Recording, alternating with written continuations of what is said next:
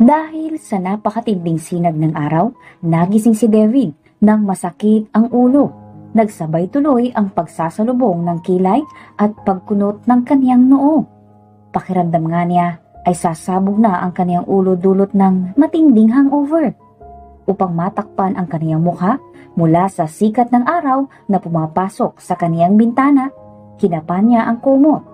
Nang makapa niya iyon, ay mabilis niya itong hinatak. Ngunit nakaramdam ng matinding pagkainis ng animoy may nakadagan sa kumot. Miss, ano ba? Reklamo nito sa pabaklang paraan. Si Devin ay kilala bilang si Divina na reyna ng mga bading sa kaniyang bar. Mayroon kasi siyang sariling bar at iyon ang nagsisilbi niyang negosyo at source of income. Bata pa lang ay talagang malambot na ang kaniyang katawan kaya't hindi na nakapagtataka kung bakit may sarili na siyang bar ngayon. Marami na rin ang kanyang mga nakarelasyon na lalaki ngunit tila hindi siya suportado ng kapalaran. Palagi na lang siyang iniiwan ng mga ito at madalas ay pineperahan kaya ang bakla nagpakawalwal kagabi sa kalasingan. Makalimutan lang ang lahat na sakit na dulot ng kaniyang nakaraan. Nang sa wakas ay mahila niya ng padabog at puno ng galit ang kumot, itinakip niya iyon sa kanyang mukha. Dahil medyo makapal ang puting kumot, nakaramdam siya ng pagkakomportable. Dahil hindi na nasisikatan ng araw ang makinis at maganda niyang mukha na lubos nga niyang pinakaiingatan. Magkaroon nga lang ng kahit isang tigyawat si Devina. Talaga naman ang tili sa inis. Halos umabot sa langit. Ayaw kasi nitong nadudumihan at tinutubuan ng kung ano-ano ang kaniyang mukha lalo na at madalas itong magpunta sa derma para lang magpa-fresh. Nang muli ay dalawin siya ng matinding antok at saka naman niya naramdaman ang unti-unting pag-alis ng kumot sa kaniyang mukha. Kaya napahilamo siyang muli sa kaniyang mukha na ngayon ay nasisinagan na naman nga ng araw. Ay, ano ba? Galit niyang singhal at muling hinila ang kumot upang itabing sa kaniyang mukha.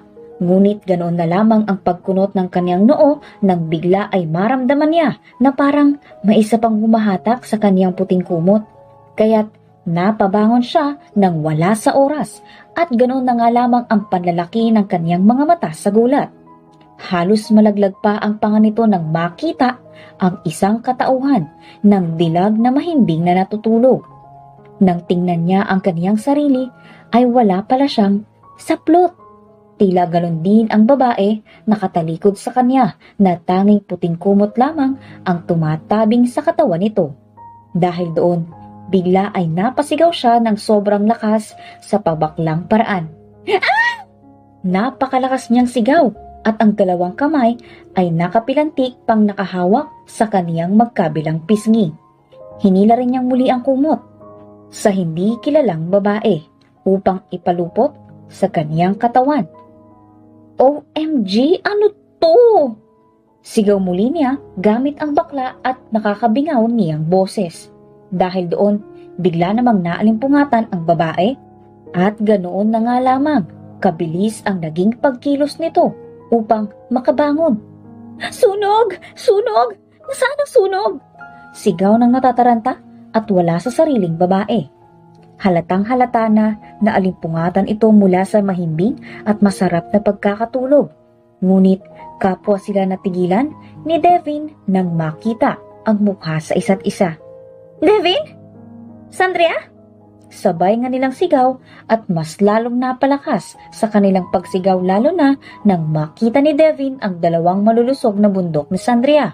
Dahil nalilis ng tuluyan ang kumot sa katawan nito nang biglang bumangon. Mabilis tuloy siyang napatakip ng kumot sa kaniyang mga mata. Nanlaki naman ng sobra pagkalaki-laki ang mga mata ni Sandria.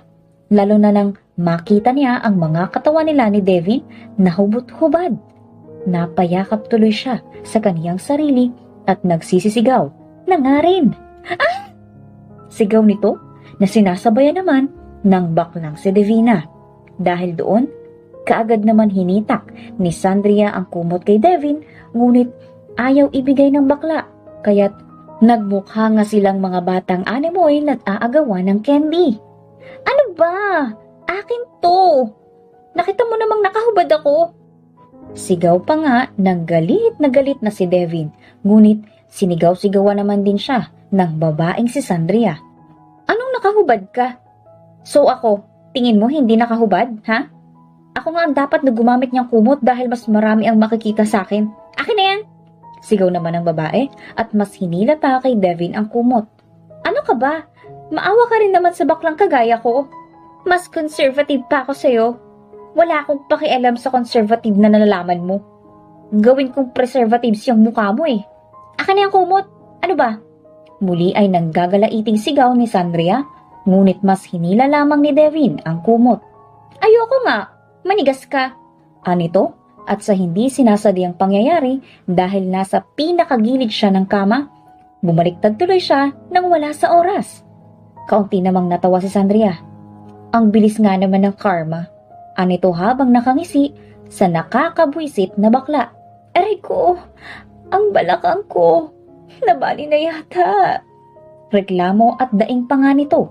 Sinamantala naman ni Sandria ang kahinaan ng baklang si Devin at kaagad na kinuha ang kumot nito. Dahil namamalipit sa sakit ang balakang, hindi naging sapat ang kanyang lakas upang pigilan si Sandria sa pagkuha ng kumot sa kanyang katawan. Napasigaw pa nga ito ng aray sa sobrang pamamalipit sa balakang niya na tila tumunog pa nga nang bigla siyang gumalaw. Hoy! Akin na yung kumot! Sigaw pa nga nito habang namamalipit. Anong akin na? Akin na mo yung mukha mo. Anong nangyari ha? Bakit tayo magkasama sa iisang bubong? Nakahubad at magkatabing natutulog. Pinagsamantalahan mo ba akong bakla ka ha? Anito habang dinuduro ang baklang sa Devina. Nananaginip ka ba ha, Sandria? Hindi ako pumapatol sa mga babaeng kagaya mo, no? Ikaw nga ang dapat kong tanungin kung anong ginawa mo sa akin. Ang pagkabirhen ko. Sigaw pa nga ni Devin at pinilit ang sariling katawan upang makatayo. Mabilis din niyang kinuha ang unan at itinakip iyon sa sandata niyang mas malambot pa sa katawan niya. Nakakadiri kang bruha ka? Akin na yung kumot! Pabaklang sigaw nito at sinabunutan si Sandria. Napasigaw naman ang babae sa sakit at sinamantala iyon ni Devin upang hilahin ang kumot sa babae. Mabilis niyang ipinalupot iyon sa kanyang katawan. Humanda ka sa akin pagkabihis ko. Naghihimutok na galit niyang sigaw at mabilis na kumaripas ng takbo papunta sa banyo. Si Sandria naman ay kaagad na tinakpan ng kamay ang kanyang dibdib at pang-ibabang bahagi. Napasigaw na lang tuloy siya sa galit. Hayop ka talagang bakla ka? Anito at mabilis na pinagdadampot ang mga damit niyang nagsambulat sa sahig at mabilis na nagbihis. Lalo tuloy siyang nandiri sa kaniyang sarili dahil ang baklang kakambal pa talaga ng ex-boyfriend niyang manloloko ang naka one night stand niya. Flashback. Laman ng bar si Sandria at nagpapakalasing. Para pa nga itong nababaliw habang itinataas ang hawak niyang wine at sumasayaw at sinasabayan ang tugtugin sa isang napakasosyal na resto bar. Woo! Muli ay sigaw ng dalaga. Kuya, isa pang ang champagne. Utos nito sa bartender at mabigat ang kamay na ipinatong ang wine glass sa mahabang mesa. Napangisi naman ang lalaki dahil kitang-kita na ang itsura ng babaeng na lasing na ito. Broken-hearted ka ba, ma'am? Lasing na lasing ka na. Anito. Malamang, nasa bar ako, di ba? Bakit ba pumupunta ang mga tao sa bar na ito? Hindi ba at para magpakalasing? Sarkastiko at naiinis namang sagot ni Sandria habang ang mga mata ay halos pumikit na sa sobrang kalasingan. Huwag ka na nga magtanong-tanong dyan. Pahingi na ulit ako niyang alak na yan. Muli ay utos nito sa bartender at gano'n na lang ibinagsak ang ulo sa mataas na mesa. Ilang sandali pa, natapos na ang bartender sa paglalagay ng alak sa wine glass ni Sandria. Tinapik niya naman ito upang gisingin. Ma'am, heto na po ang order nyo. Anito ngunit tila nakatulog na ang babae. Ma'am, muli ay gising sa kanya ng bartender nang bigla ay mapamulat ang kanyang mga mata. Ano ba? Galit pa nitong sigaw sa lalaki. Nagulat naman ang bartender. Bakit ka ba nagigising ha? Nakita mong natutulog yung tao eh. Akin na nga yan. Storbo. Dagdag pa nito. Para namang hinugutan ng dila ang bartender habang nakatulala sa dalaga. Grabe. Siya pa itong galit. Hindi naman nagbabayad. Hoy miss, yung bayad mo! Sigaw pa ng lalaki, ngunit nanatiling walang pakialam sa mundo ang lasing na si Sandria. Ay, bakit ba ganun ang buhay? Puro mga manloloko ang mga tao. Mahinang reklamo pa nito habang lasing na nagpapaikot-ikot sa loob ng bar. Nanatili namang walang pakialam sa kanya ang mga tao dahil masasaya itong nag-iinuman at nagkekwentuhan. Pakiramdam ni Sandria ay pinaglalaroan siya ng kapalaran. Muli ay ininom niya ang alak sa hawak niyang wine glass at biglang nahagip ng kaniyang mga mata ang isang lalaki na minsang bumiyak sa puso niya. Si Daylan. Anito at nakatawang nilapitan ang kinaroroonan ng lalaki na animoy isang baliw. Mukhang lasing na rin ito at sumasayaw sa harap ng malalaki ang katawan ng mga lalaki. Halos mabuwalwal niyang nilakad ang daan patungo sa lalaki. Napapahawak na nga lang siya sa kung sino-sinong taong nadaraanan niya para hindi mabuwal. Pakiramdam niya kasi ay mabubuwal na siya dahil sa pagkahilo, dulot ng kalasingan. Oh, Daylan, ikaw pala? Anito sa lasing na paraan ngunit lingid nga sa kaniyang kaalaman na ang lalaking nasa harap niya ay walang iba kung hindi si Devin na baklang kakambal ni Daylan. Dahil nga hindi na malinaw sa kanya ang lahat dulot ng kalasingan, nai-imagine niya tuloy na si Daylan ay si Devin, lalo na at magkamukhang makamukha ito. Binitawan niya sa isang bakanteng lamesa ang wine glass na hawak niya at halos mabaliw na sinundan at sinasabayan ang bawat paggiling ni Devin na akala niyang si Daylan. Oh yes! Lasing at maarte pang sabi ni Sandria nang bigla siyang matigilan nang bumagsak sa kanya si Divina. Ay, lasing ka na kaagad? Ang hina naman pala nito eh. Reklamo nga ng babae. Akma na sana siyang tutulungan ng mga lalaking kasayawan ni Devin nang pigilan niya ang mga ito. Ako na. Carry ko na to no. Jowa ko to. Kaya ako na. Pigil niya sa mga lalaki. Nagtawa na naman ang mga iyon, ngunit hindi iyon pinansin ni Sandria at pinilit na ilabas ng bar si Divina. Sinusundan naman siya ng tawa ng mga tao. Anong problema dun? Boyfriend niya daw eh. Di ba bakla yun? Naguguluhan at natatawang tanong ng isang lalaki. Ewan, lulong na yata sa alak. Humahagalpak pa sa tawa ng kasama nito at saka muling nagsasasayaw at uminom ng maraming alak. Samantala, nang nakapara ng taxi si Sandria, ay pinagtulungan nila ng driver na iuwi ito. Dahil hindi alam ni Sandria kung saan na ngayon nakatira ang lalaki, ay nag-check-in na lamang sila sa isang hotel. Mabuti na lang at kahit papaano ay nagagawa pang labanan ni Sandria ang kalasingan. Nang makapasok sa kwarto, itinulak na lamang niya si Devin sa kama at kaagad na tinanggal ang bitones ng damit niya. Ganon din ang damit ng baklang si Devina. Anito, total ay makatika at hindi marunong makontento sa isa. Kakatihin kita ng kakatihin hanggang sa magsawa ka. Pagkatapos nito, sisiguraduhin kong tatatak sa utak mong ako lang ang mahal mo. Asik nito at marahas na hinalikan sa labi si Devin habang nakapaibabaw ito rito. Dahil lasing ang bakla, wala sa sarili niyang tinugunan ang halik ng mapusok na babae. Laman ng utak niya ngayon ang ex-boyfriend nitong si Patrick na nahuli niyang nakikipaglandian sa ibang bakla. Dahil mahal na mahal niya ito, imbes na isang babae ay si Patrick ang kasintahan niya noon ang nakikita niya at kasama sa kama. Dahil sa mainit at mapusok na tagpong iyon, pinagsaluhan nilang dalawa ang isang napakalaking pagkakamali na siyang sisira sa mga ulo nila. End of flashback. Napasapo naman ang ulo si Sandria nang maalala niya ang lahat. Lalong sumakit ang ulo niya sa nangyari kaya't naibagsak na lamang niya ang katawan sa malaki at malambot na kama. Hey, ano bang katangahan ang ginawa ko? Lintik naman oh. Boba ka talaga, Sandria. Ang syunga! Sermon nito sa sarili habang nakasapo ang kamay sa kanyang noo. Nakakainis! Dagdag pa nga niya. Wala pang isang minuto siyang nakahiga nang bigla namang iluwa ng banyo ang naghihimutok sa galit na si Divina. Sinugod at dinuro niya ng pabakla si Sandria. Buisit kang babae ka! Anong ginawa mo sa akin, ha? Pwede ba? Huwag kang masyadong maarte. Napagkamalan lang kitang ikaw si Daylan dahil sobrang magkamukha kayo. Ah! My goodness! Sandria, nakakatiri!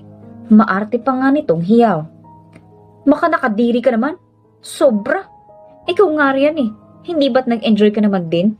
Ang lakas mo ngang mag-ingay kagabi eh. Sita naman ng babae. What? Nanlaki ang mga matang sigaw ni Divina. Bago ka mag-inarte riyan, tingnan mo muna ang sarili mo. Sa pangit mong yan, sa tingin mo eh hindi ako nandidiri ngayon ha?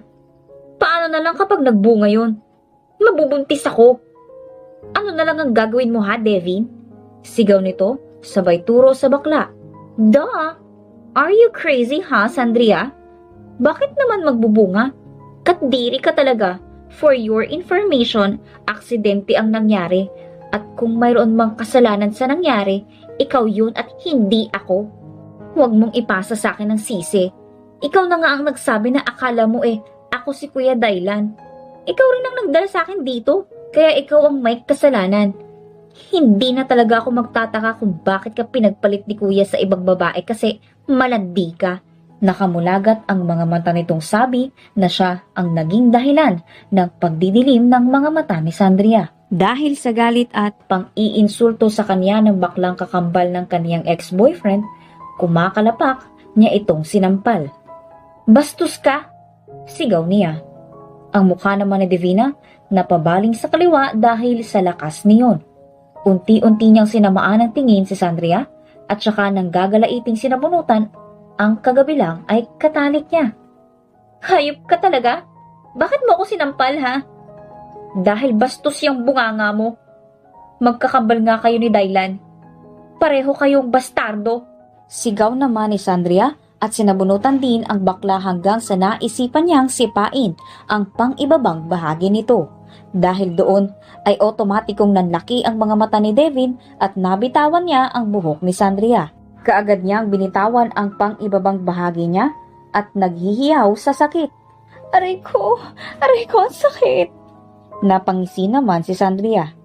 Iyan ang bagay sa'yo. Huwag mo lang sa akin isisi ang nangyari sa atin pati na rin dyan sa tumatayo mong sandata. Asik nito at saka nangingising tinapunan ng masamang tingin si Devin na ngayon ay nakaupo sa sahig bago niya ito iniwan na parang walang nangyari. Buisit kang babae ka? Hayop ka? Sigaw naman ng nagmawalang si Devin at muli niyang ininda ang sakit ng pang-ibaba niya. Piste na, sakit! Daing nito, samantala umuwi ng bahay si Sandria. Naabutan niya ang kanyang ina na nagluluto. Tinanong siya nito kung saan siya galing at kung bakit hindi ito umuwi ngunit nagsinungaling lamang siya na sa kaibigan nagpunta pagkatapos ay walang kaganapang pumasok sa kaniyang kwarto at humiga sa kama. Ay, gusto ko na yatang mamatay. Bulong nito sa sarili habang patuloy na sumasariwa sa kaniyang alaala ang nangyari kagabi. Naku naman, bakit sa kakambal pa talaga ni Daylan? Napakamalas ko naman talaga. Daing nito at nagpatuloy sa paglulumpasay sa semento. Mabilis na lumipas ang maraming araw at linggo. Hindi pa rin tinitigilan si Sandria ng masamang pakiramdam. Animoy hinahalukay ang sikmura niya habang patuloy na dumuduwal. Sa hindi niya malamang dahilan, pati ang paborito niyang pabango ayaw niyang maamoy. Dahil mabilis din uminit ang ulo niya at palaging naiirita. Palaging galit kahit na wala namang ginagawa ang nasa paligid niya. Aba, Sandria anak, iba na yata yan. Parang palagi ka yatang dumuduwal ah. Buntis ka ba? Diretsahang tanong ng kanyang ina na dahilan ng pagbuga ng kinakain niya. Nasa harap kasi sila ng hapagkainan at kasalukuyang kumakain ng pananghalian. Inabutan naman siya ng tubig ng kanyang ina nang makitang pinapalo na nito ang dibdib niya. "Oh, tubig. Ano ba talagang nangyayari sa'yo, Sandria? Napapansin ko kasing tumataba ka. Palagi ka ring tulog. Palagi pang mainit yung ulo mo. Napakaselan din ang pang-amoy mo. Huwag mo sabihing buntis ka, ha? Nako, huwag kang magkakamali, Sandria. Sinasabi ko sa'yo, itatakwil kita." Banta sa kanya ng kanyang ina at nagpatuloy na sa pagkain ng masama ang timpla ng mukha. Hindi na lamang tuloy siya nakapagsalita at pilit na hindi ipinapahalata ang kabang nararamdaman niya. Ulila na sa ama si Sandria. Bata pa lang siya nang mamatay ito sa isang aksidente kaya't hindi na siya nasundan pa. Tanging ang kanyang ina na lamang ang nagtaguyod sa kanya kaya gano'n na lamang ang paghihigpit sa kanya nito na hanggat hindi pa nakakapagtapos ng kolehiyo ay wag na wag mag-aasawa. Gusto ng kanyang ina na makapagtapos muna siya para hindi ito danasin ang hirap na dinanas niya. Kinagabihan, nagpaalam sandali si Sandria sa kanyang ina na bibili lang ng pagkain sa labas. Lingid sa kaalaman ng matandang babae, sa butika siya nagpunta at bumili ng 2 pregnancy test. Pagbalik niya sa bahay, tulog na ang matandang babae. Sinamantala naman niya iyon upang itest ang sarili kung buntis ba siya o ano. Kinakabahan tuloy siya sa bawat minutong lumilipas, lalo na sa unti-unting pagdaloy ng ihi niya sa pregnancy test nang biglang, "Positive!" Napasigaw siya nang wala sa oras dahil sa gulat. Mabilis niyang tinakpan ang kanyang bibig gamit ang 2 niyang kamay. Muli niyang tiningnan ang pregnancy test at sa ilang minuto pang nagdaan, mas lalong luminaw ang 2 puting linya. Hindi, baka nagkakamali lang. Baka fake lang tong isa. Baka sira. Oo, tama. Sira to. Isa pa." Nataranta nitong sabi at muling pinataka ng ihi niya ang isa pang pregnancy test na binili niya. Muli ay halos sumabog na ang dibdib niya sa kaba at parang maiihi na sa saluwal. Lalo tuloy tumatagaktak ang pawis niya. Makalipas ang ilang minuto, 2 linya naman ang sumilay sa pregnancy test. Tuluyan nang nanlumo si Sandria at halos mahilo sa kaba. Napaupo tuloy siya sa kinatatayuan niya nang wala sa oras nang bigla namang bumukas ang kortina ng kanilang banyo at iniluwa niyon ang kanyang ina. "Anong ginagawa mo?"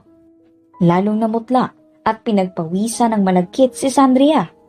Ang panlalaki rin ng kanyang mga mata ay hindi niya naiwasan. Para siyang nakakita ng multo at halos atakihin na sa puso. Mama?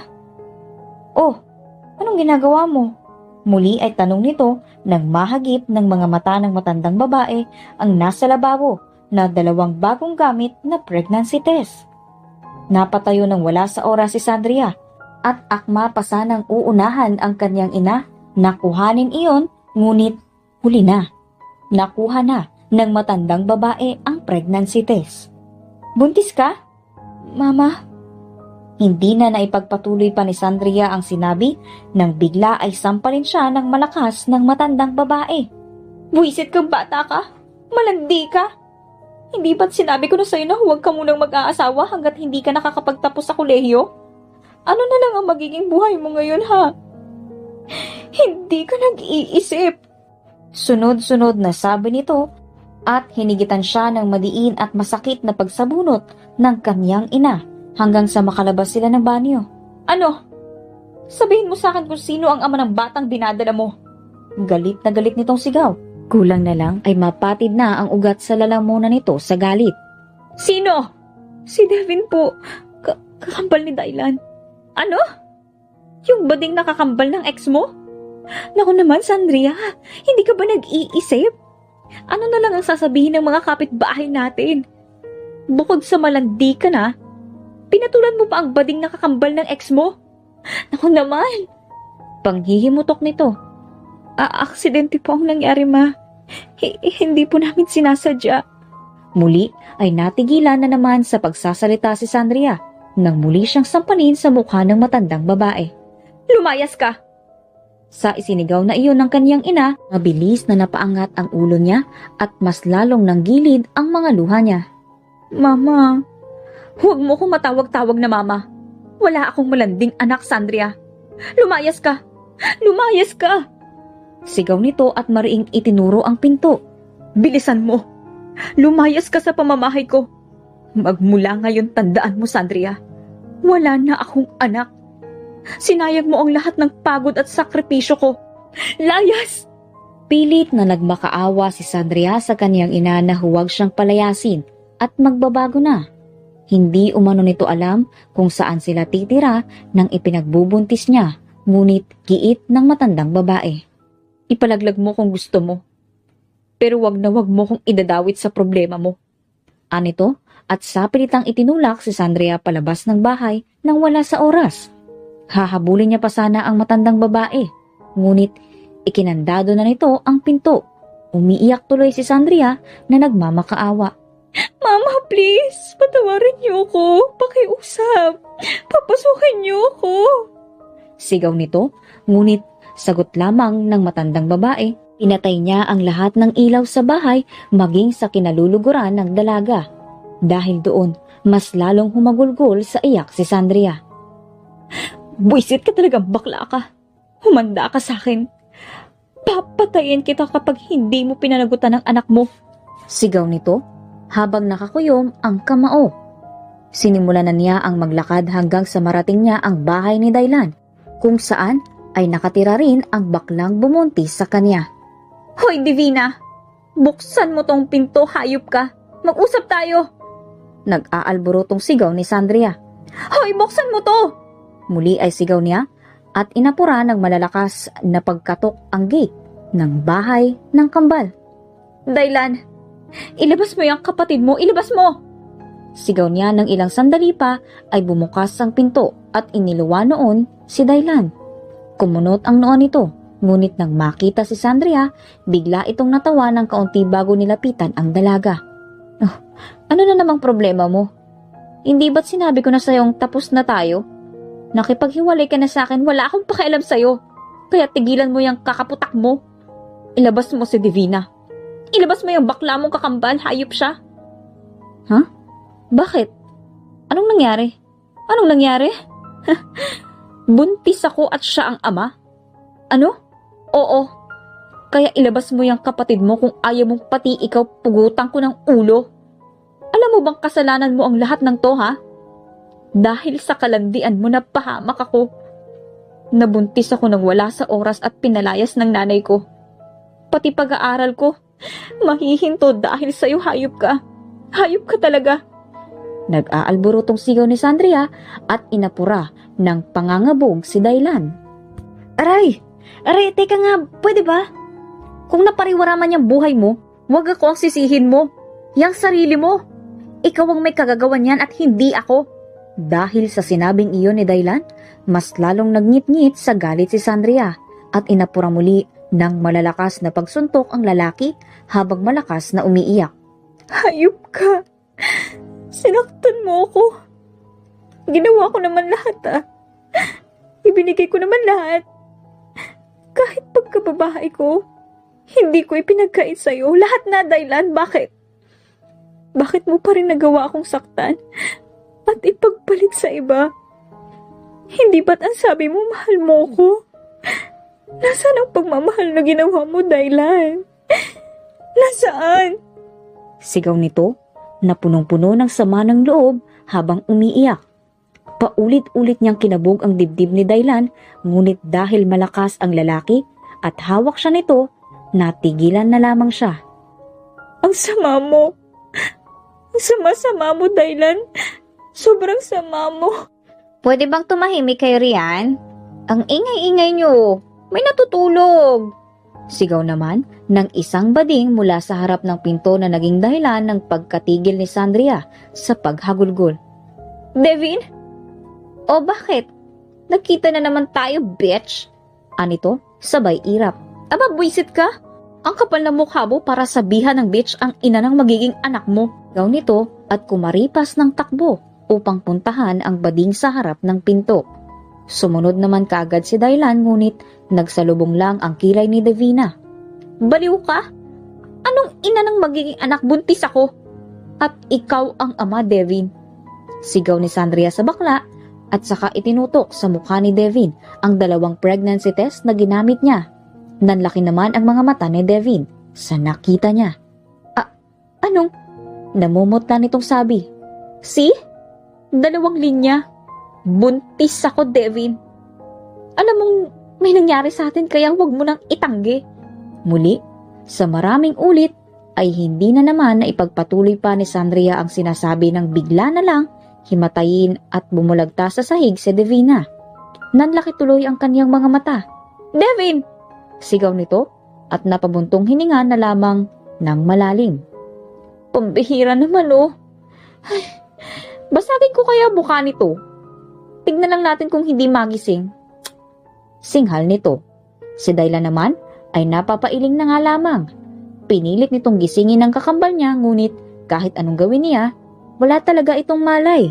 Kinaladkad na lang tuloy ni Daylan si Devin at hiniga sa sofa. Makalipas ang ilang minuto, unti-unting minulat ni Devin ang kanyang mga mata. Ngunit nang sumalubong sa mukha niya ay ang napakakulit na si Sandria. Muli siyang pumikit. Sa pagkakataong ito, nagpanggap siya na wala pa ring malay. Hoy, nakita na kitang gumising no? Huwag kang ang ewan. Bumangon ka dyan. Anong gagawin natin dito sa tiyan ko ha? Sigang tanong at inis na inis ngunit si Davina nagpatuloy sa pagpapanggap na natutulog pa rin. Pag siguro sinabuyan ko to ng kumukulong mantika, siguro pati kaluluwa nito magigising. Hoy, Daylan, may mantika ba kayo dyan ha? Pakukuluan ko lang. Akma na sanang tatayo si Sandria upang gawin iyon nang bigla namang bumangon sa pagkakahiga sa sofa si Davina. Ano ba kasi ang problema mo ha? Nakakainis ka naman, Sandria eh. Alam mo, may lahi ka rin talagang bakla no? Kulit mo eh. Hoy, ako wala. Pero itong nasa tiyan ko, hinaluan mo. Lokong to. Aba, aambaan pa sana niya ng sampal si Sandria nang angasan siya ng babae. Oh, ano ha? Sampal? Sige, go. Akala mo naman kapag sinampal mo okay mawawala na itong pinagbubuntis ko? Alam mo, kaysa sa gumaganyan ka riyan, ipalaglag mo na lang yung batang yan. Hindi naman yan planado eh. Isa pa, aksidente ang lahat, di ba? Hindi ka ba nahihiya sa kakambal ko, ha? Ayan lang siya oh. Ipinagsisiksikan mo ang sarili mo sa akin. Ano bang paki mo ha? Ikaw ba may ex ha? Ikaw? Ikaw? Asik din ng babae sa bading na si Davina. Tumigil na nga kayong dalawa. Wala kayong mapapalarian. Singit naman ng naaalibadbaran na si Daylan. Bakit ba? Ano magpaki mo? Di ba't wala na tayo? Tapos na tayo kaya wag mo na ako pinapakialaman. For your information, Sandria, nandito ka ngayon sa bahay ko at nabubuliglig niyo ko sa pagtatalo niyo. Kaya may karapatan ako. Imbes na dapat na nagpapahinga na ako, binigyan niyo pa ako ng sakit ng ulo. Aba! At ikaw bakla ka? Kahit kailan talaga? Sakit ka sa ulo ko. Damuntis mo yan? O ngayon, anong gagawin mo? Tanong ng pasiga na si Daylan sa kaniyang kakambal na si Davina. Oh, anong gagawin ko? Hindi wala. Pakikurian. Matigas din namang sabi nito. Hindi naman nakapagpigil pa si Daylan at hinil nito ang tainga ni Davina. Napaangat naman tuloy ng pagkakaupo ang bakla sa sofa. Aray ko, ano ba, kuya? Anong ano ba? Gusto mong pasabugin ko yung bungo mo ha?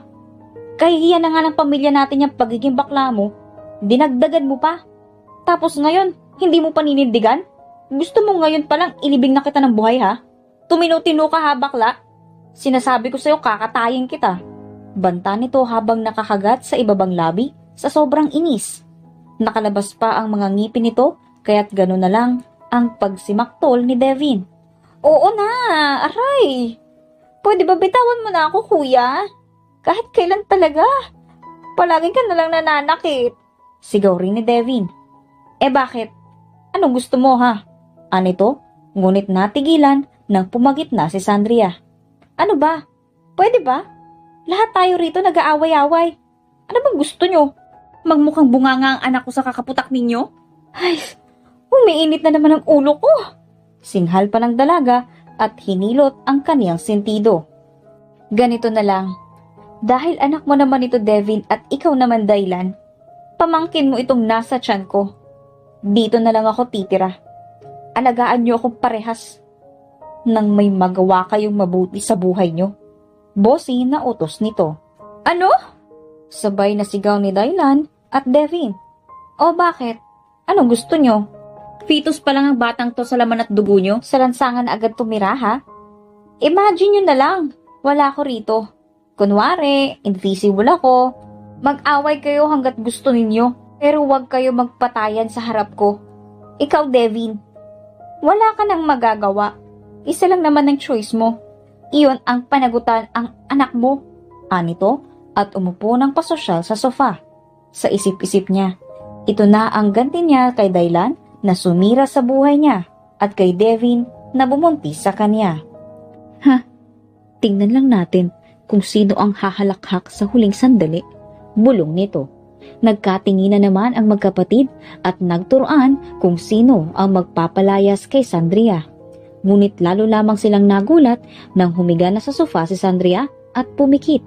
Ginawa rin niyang kumot ang tuwalyang nakasampay sa gilid ng sofa. Mama, mabilis na lumipas ang maraming araw. Tuluyan ng walang nagawa ang magkapatid na sina Daylan at Devin. No choice naman sila. Alangang palayasin nila si Sandria, pinalayas na pala ito ng kaniyang ina at wala nang ibang matutuluyan. Tutal, kasalanan naman nila ang nangyari sa dalaga, tinanggap na lamang nila ito alang-alang sa sanggol na ipinagbubuntis ng babae. Sabay na tuloy na pabuntong hininga si Daylan at Devin. Ayan, kain na tayo. Wika ng babae at masayang inilapag sa mesa ang niluto nitong pritong itlog at hotdog. Lalong napabuga ng hangin ang magkapatid dahil iyon na nga lang ang ulam. Sunog pa. Ay, parang nabusog na ako bigla.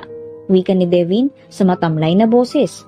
Kahit na kumukulo na ang tiyan, pakiramdam niya ay nabusog na siya sa isang iglap. Sino nga naman ang gaganahang kumain kung itlog at hotdog na nga lang? Sunog pa. Sa resort na lang ako kakain. Saan ni Daylan at saka tumayo.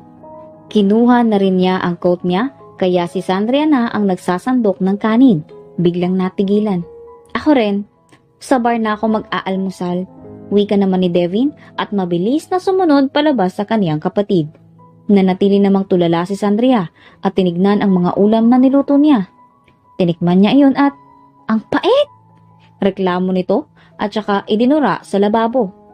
Ay, anong gagawin ko? Hindi naman ako marunong magluto Singhal nito at saka inirapan ang pinto kung saan lumabas ang kambal. Nakakainis! Dugtong pa niya. Dahil parehas na abala sina Daylan at Devin sa kani-kanilang negosyo, madalas tuloy wala kasama si Sandria. Paano ba naman kasi? Hating gabi na madalas umuwi si Devin galing sa kanyang bar. Si Daylan naman, 1 o 2 beses lang umuwi sa isang linggo dahil inaasikaso nito ang resort niya. Kapwa sila negosyante, kaya madalas walang tao sa bahay. Upang matagtag si Sandria, ipinaglilinis na lamang niya ang magkapatid. Kahit doon na lang ay makaganti ito sa mga ginagawa ng dalawa para sa kaniya kahit na alam niyang labag iyon sa loob nila. Wala naman kasi siyang choice Ang nanay niya, itinakwil siya. Ang papa niya naman, matagal nang patay. Wala naman siyang kapatid. Wala rin siyang maituturing na best friend sa mga naging kaibigan niya. Madalas kasi sa mga iyon, plastic at fame lang niya ang habol para makilala rin. Sikat kasi kahit papaano si Sandria sa kanilang paaralan. College na ito, ngunit ngayon ay nahinto dahil sa nangyari. Hindi niya tuloy maiwasan ang kung minsan ay mag-self-pity. Ngayon lang nagalit sa kanya ng ganoon ang kanyang ina. Minsan, napapatanong siya sa kaniyang sarili kung sino kaya ang kasama ng kanyang ina sa bahay nila. Habang abala sa pag-uurong ng mga pinagkainan, bigla namang dumating si Devin galing sa trabaho. Dahil naka-headset si Sandria, hindi niya napansin ang pagdating ni Devina. Kaya't kinalabit siya nito. Nang maramdaman iyon ni Sandria, Otomatiko naman itong napatalon sa sobrang pagkagulat. Ay naku po! Sigaw nito habang sabay hawak sa kanyang dibdib. Ano ba? Bakit ba hindi ka man lang nagsasabi? Bigla ka na lang nangangalabit. Galit at magkasalubong pa ang kilay nitong bulyaw kay Devin. Eh grabe siya te. Excuse me lang ha. Kanina pa ako here. Kanina pa rin ako dakdak ng dakdak pero hindi ka namamansin. Hello! Anito, sabay irap kay Sandria. Bigla namang nanggilid ang mga luha ni Sandria. Animoy biglang nagbago ang mood nito. Nagulat na lang si Devin nang biglang humagulgol sa pag-iyak si Sandria. Oh, halate! Anong nangyari sa'yo bakla? Bakit ka umiiyak? Nakapilantik ang daliri nitong sabi at nilapitan si Sandria. Ikaw kasi, iniirapan mo ko. Mahaba na itong ngawa. Nagsalubong naman ang kilay ni Devin at binitawan ang balikat ni Sandria. Naku, akala ko naman kung ano na girl. Ano ka ba? Malamang bading ako. Habi ko ang umirap, no? Pero bakit pati sa akin ginagawa mo? Bakit? Muli ay ngawa nito sa pag-iyak. Napatapik na lang sa noo si Devina. Naku naman! Bulong nitong napipikot at muling nilapitan ang nangangawa sa iyak na si Sandria. Itinutok din niya sa gripo ang mga kamay ng babae upang mahugasan. Pinunasan niya na rin iyon ng tuyong basahan. Alam mo ikaw, huwag kang umiiyak girl. Kasi lalo kang pumapangit. Alam mo bang isinakripisyo ko ang love life ko para lang sa baby na yan sa tiyan mo? Tapos papapangitin mo lang? Ew! Anito at muling ipinaikot ang mga mata. Nang makita iyon ni Sandria, mas lalo itong umiyak. Nagulat naman si Devin at sinabing, ay hindi na. Huwag ka lang umiyak ay na. Ano ko naman? Ang hirap naman mag-alaga ng buntis. Ngawa ng gawa. Reklamo nito. Ay alam ko na. Heto, may dala ako nitong french fries. Sa Jollibee ko pa yan binili kaya kainin mo na. Nang uutong sabi nito, kinuha naman iyon ni Sandria at malawak na ngumiti. Bulong naman ni Devin, huwag ka nang umiyak. Ako, nai-stress ang wrinkles ko, day. Habang kumakain si Sandria, sinamantala naman iyon ni Devin. Siya na ang naghugas ng mga pinggan sa lababo ng biglang, Babe, tawag sa kanya ng babae dahilan upang mapaubo siya ng wala sa oras at pinagkakabog ang dibdib. Nang makita niya ang tubig sa lamesa, kaagad niyang ininom iyon at nahimasmasan. Pinagdilatan niya ng mata si Sandria. Ano ka mo? Hoy bakla, anong babe? Ew, kadiri ka naman girl. Hindi tayo talon oh. Kilabutan ka nga. Ha? Eh bakit masama ba yun? Ikaw ang ama ng anak ko. So, supposed to be, ikaw ang asawa ko. Magmula ngayon, babe na ang call sign natin ha. Gusto ko yun. Ang cute kasi. Parang super sweet. Anito, na nagpa-cute ng boses at umakto pa talagang batang kinikilig. Ang mga balahibo naman ni Devin ay mas lalong nagsitaasan. Naku po, ano ba kasi itong nangyayari sa buhay ko? Bakla ako, bading, ganon, hindi lalaki eh. Reklamo nito habang nanginginig-nginig pa sa pandidiri. Ibig niyang masuka sa nangyayaring kaganapan sa buhay niya. Babe, gusto ko nga pala ng pancake. Yung chocolate? Sige na, please. Ibili mo ko tapos ikaw na rin na magluto ha. Bumili ka rin ng syrup. Yung super tamis? Please. Nagpapaawa pa nitong sabi. Ang dalawang palad, pinagdikit pa talaga. Lalo namang nanindig ang mga balahibo ni Devina.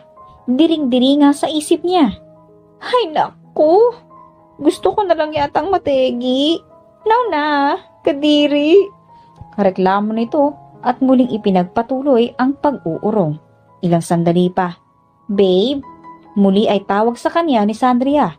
Nagakyatan na naman ng lamig sa batok niya, lalo na nang bigla siyang hawakan ng mapusok na si Sandria sa braso. Sige na po, babe ha, ibili mo po ako tapos lutuin mo tapos subuan mo ako please. Pagmamakaawa at paglalambingan ng animoy babaeng nagkikilos bata. Si Devi naman ay hindi na napigilan pa ang sarili at tuluyan na ngang nagsuka sa lababo. Mabuti at kaagad niyang nahawi ang mga plato. Nagulat naman si Sandria sa pagtawag ng uwak ni Davina.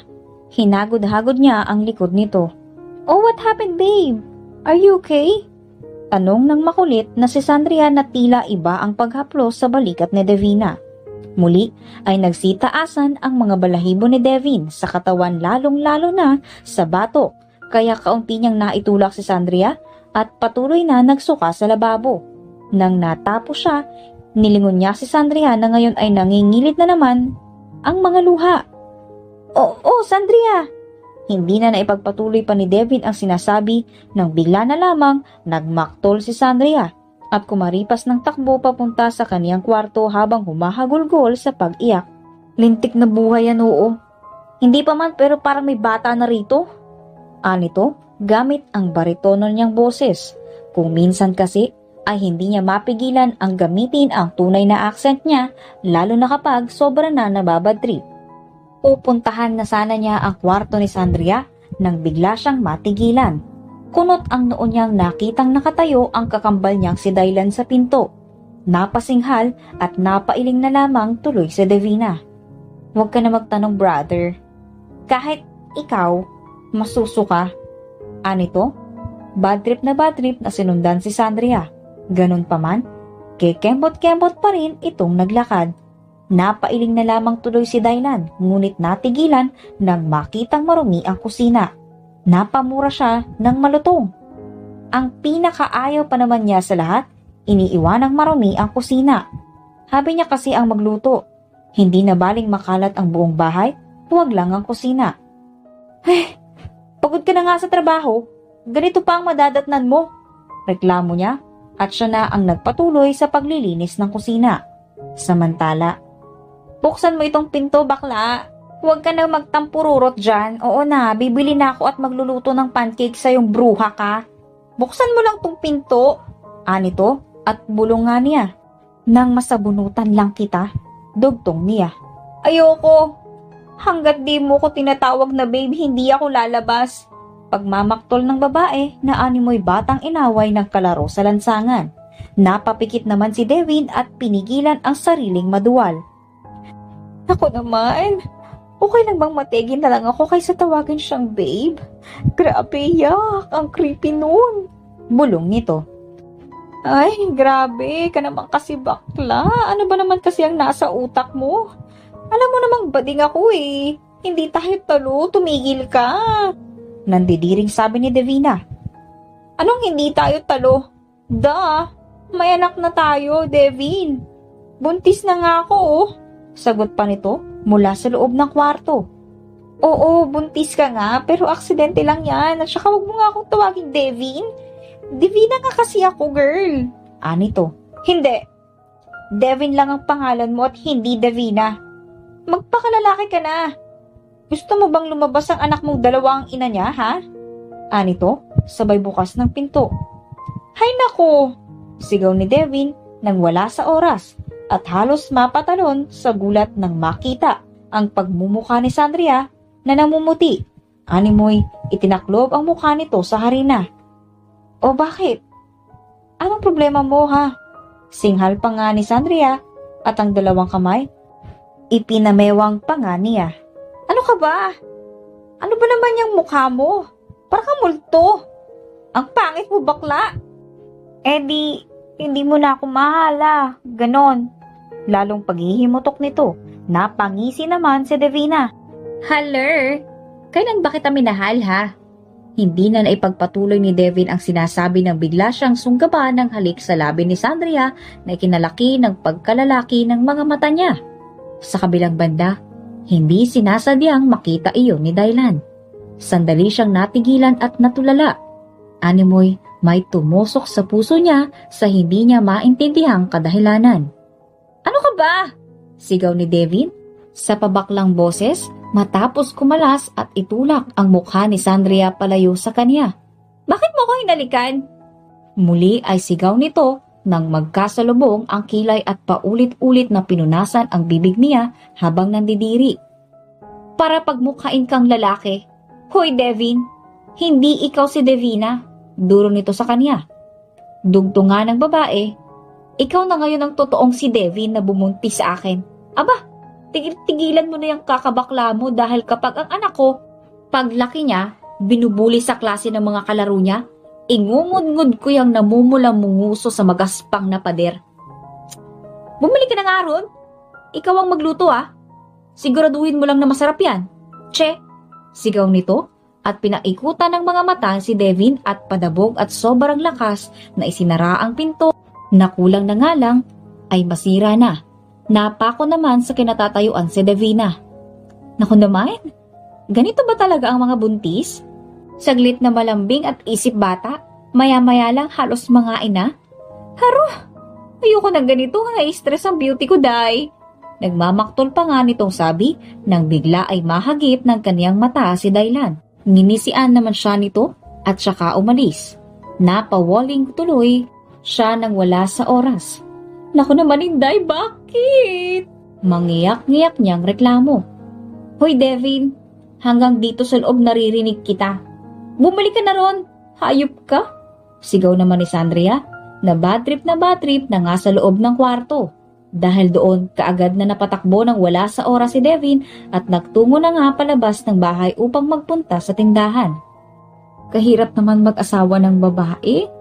Kung mahirap akong intindihin, may mas mahirap pa palang intindihin sa akin. Muli ay reklamo niya. Ay, malapit na yata akong mabaliw. Dugtong niya. Mabilis na lumipas ang maraming buwan. Patuloy ang paglaki ng tiyan ni Sandria. Buwan-buwan naman din siyang pinapacheck up ni Devin at hindi pinapabayaan na maubusan ito ng gamot, lalo na ang pampakapit sa bata. Sumiselan kasi ang pagbubuntis ng babae ngayon.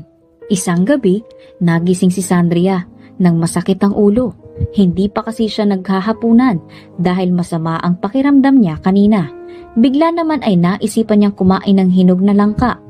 Nang ma-imagine niya ang itsura niyon, pakiramdam niya ay tumutulo na ang laway niya. Tiningnan niya sa tabi niya si Devin. Nakadapa ito at tulog na tulog. Halos kakarating lang nito galing sa trabaho. Hindi naman niya magising lalo na at kitang-kita sa itsura nito ang kapaguran sa maghapong pagtatrabaho, kaya't pinilit na lamang niyang muling matulog. Ipinikit niya ang kaniyang mga mata at sinubukang managinip upang makatulog lamang kahit na imposible, ngunit hindi talaga siya makatulog. Hindi rin siya mapakali. Sa bawat pagpikit niya kasi, ang itsura ng dilaw at matamis na langka ang naiisip niya. Ay, gusto ko talaga ng langka. Daing niya at muling nilingon si Devin. Hindi mo ba ako papatayin kapag ginising kita? Nag-aalangan niyang tanong, ngunit naiiyak na talaga siya. Gustong-gusto talaga niyang kumain ng langka. Devin, nauutal niyang tawag sa pangalan nito at kaunting inuga ang braso, ngunit nanatiling masarap ang pagkakatulog ng bading niyang kinakasama. Devin, huy, gising riyan! Gusto kong kumain ng langka. Anito at mas pinalakas na ang pagyugyug kay Devin. Huy, Devin, sige na naman Gising ka muna. Anito, ngunit kahit anong gawin niya, para talagang bangkain matulog ang kanyang asawa. Ay, puro ka na lang kasi trabaho. Trabaho ka ng trabaho. Pinababayaan mo na kami ng anak mo. Singhal nito at galit na bumangon. Masama ang loob niyang lumabas ng kwarto at padabog pa ngang sinara ang pinto. Nanatili namang tulog si Devin sa loob ng kwarto. Pagkarating sa kusina, ang ref ang una niyang binuksan. Marami namang laman iyon dahil hindi pinababayaan ni Devin na maubusan iyon ng pagkain lalo na at buntis at matakaw si Sandria. Subalit ang lahat ng iyon, walang nagustuhan ang babae. Tanging hinog na lang lamang talaga ang hinahanap ng kaniyang sikmura, na dati naman ay hindi niya hilig kainin. Nanggilid na naman tuloy ang luha niya. Binuksan din niya ang kaldero, ngunit tirang sabaw lang ng sinigang ng baboy ang laman. Ano ba yan? Ayoko nito. Mangiyak-ngiyak niyang sabi at saka umupo sa upuan katapat ng lamesa. Doon ay dinukmo niya ang ulo at saka inimagine ang itsura ng mabango at malambot at napakatamis na langka. Lalo tuloy siyang naiyak, para siyang batang nagmamaktol habang nagpapadyak. Ano ba yan? Gusto ko talaga ng langka . Humahagulgol na nga nitong sabi nang biglang marinig niya ang pagbukas ng pinto. Kaagad siyang napaangat ng ulo mula sa pagkakadukmo sa lamesa. May tao, bulalas nito. Ilang sandali pa, nakita niyang pumasok si Daylan. Biglang lumawak ang mga ngiti niya. Daylan! Sigaw nito na parang bata at sinalubong si Daylan. Uy, Daylan, gusto ko ng langka. Gusto ko po ng langka. Anito na parang bata. Ang luha nga niya ay patuloy na umaagos habang hawak niya ang dalawang kamay ng binatang nakakunot ang noo at halos mawirduhan sa kinikilos ng dalaga. Ano? Langka? Anong gagawin mo sa langka? Tanong nito. Bigla namang nagbago ang ekspresyon ng mukha ni Sandria at nginisian ng binata. Binitawan niya rin ang kamay nito ng padabog. Malamang kakainin. Ano bang ginagawa sa langka ha? Tititigan hanggang sa maubos ng langgam? Baliw ka ba ha? Huh? Gusto nga kasi ng langka. Feeling ko hindi pa tapos ang paglilihi ko. Anong oras na Ating gabi na pero naghahanap ng langka sigmura ako. Oh, nasaan si Devin? Bakit hindi ka magpabili sa kanya? Magpabili? Kanina pa nga ako nagwawala at umaatungal. Ayaw niyang kumilos. Nandun siya sa kwarto, tulog na tulog. Buiset. Padabog pa niyang sabi at inirapan si Daylan. Pinag-cross din niya ang kanyang mga braso. Ano ka mo? Talagang ang bakla na yun. Galit na sabi ni Daylan at saka nauna ng pumanik sa hagdan upang magtungo sa kwarto nila. Napakunot naman ang noo ni Sandria at kaagad na sumunod. Hoy Devin, gumising ka riyan. Loko ka talaga. Sabay pingot ni Daylan sa tainga ni Devin.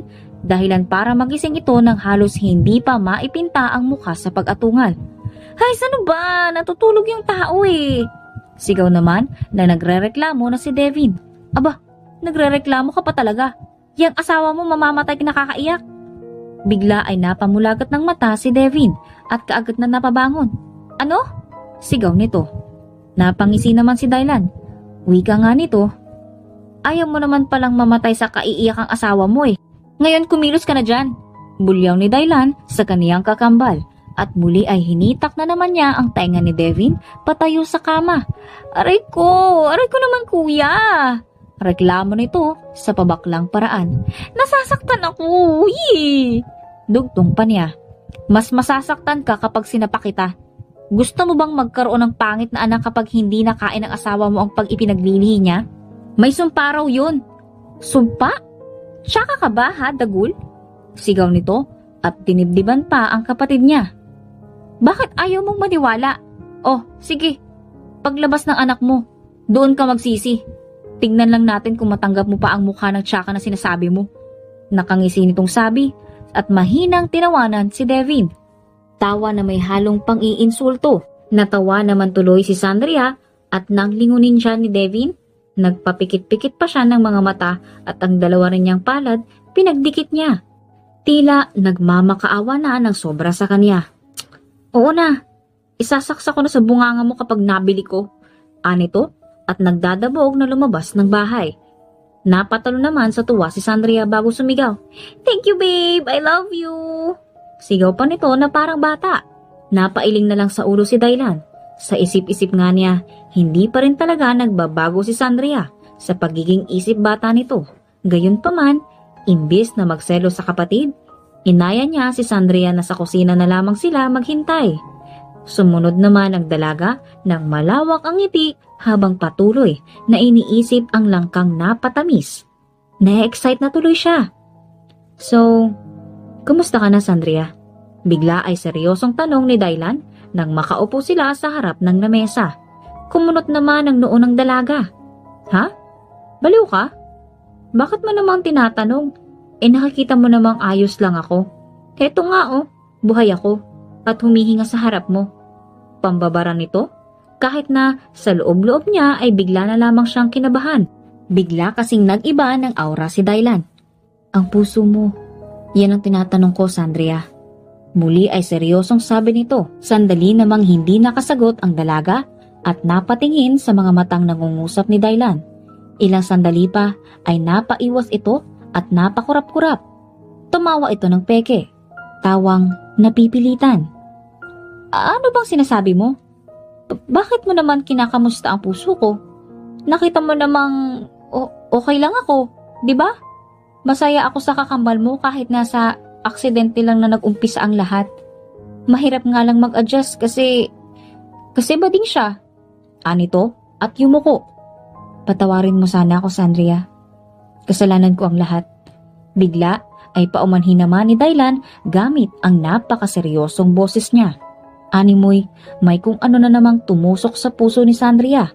Kahit na isang buwan lamang ang naging relasyon nila ni Daylan, hindi niya pa rin maiwasan ang masaktan. Minahal naman kasi niya ito ng totoo at tapat, kahit na sa maikling panahon lamang. Buti alam mo, kasalanan mo talaga. Ano ba yan? Sabay pahid niya sa mga luha niyang hindi napigilan ang pagbagsak. Sandria, tama na Daylan. Maging masaya na lang tayo sa kung anong meron tayo at nangyari. Gusto na kitang kalimutan. Gusto ko nang kalimutan ng lahat. Magiging nanay na ako. Kahit na aksidente lang ang nangyari. Wala eh. Minahal kasi kita. Nabulag ako sa pagmamahal sa'yo kaya kahit kakambal mo, napagkamalan kong ikaw. Sorry ah. Sorry kung nandito ako ngayon sa bahay ninyo at ginugulo ang buhay ninyo. Kung sakali mang itaboy ako ni Devin, wala akong magagawa. Tatanggapin ko na lang pero hiling ko lang sana. Bago mangyari yun, nailuwal ko muna ang nasa sinapupunan ko. Anito at saka mabilis na yumuko. Magkasunod ang kaliwa at kanan niyang kamay na pumuna sa pisngi niyang basang-basa na ng luha. Napakagat naman sa ibabang labi si Daylan at hindi mapigilan ang makonsensya. Minahal naman kita, Sandria. Pero hindi ko inaasahang may mamahalin pa pala akong iba. Patawarin mo sa anak ko. Hanggang sa huling hininga ko. Pagsisisihan ko ang nagawa ko. Hindi. Wala kang dapat pagsisihan. Diyan ka masaya eh. Kaya kahit naapakan mo na ako at ang damdamin ko, okay lang. Masaya ako at naging masaya ka. Anito at saka na tumayo. Doon na lang muna ako sa sala maghihintay. Hihintayin ko ang pagdating ng asawa ko. Malamig nitong turan na animoy kaunting kumirot sa puso ng binata. Hindi na lamang tuloy ito nakapagsalita hanggang sa tuluyang makaalis si Sandria. Samantala, nagdadabog namang naglalakad si Devin sa subdivision. Kagagaling niya lang kalapit sa palengke pero ang karamihan sa mga nagtitinda, sarado na. Ang iba naman, walang tindang langka. Hindi niya tuloy alam kung saan hahagilap ng kakainin ni Sandria.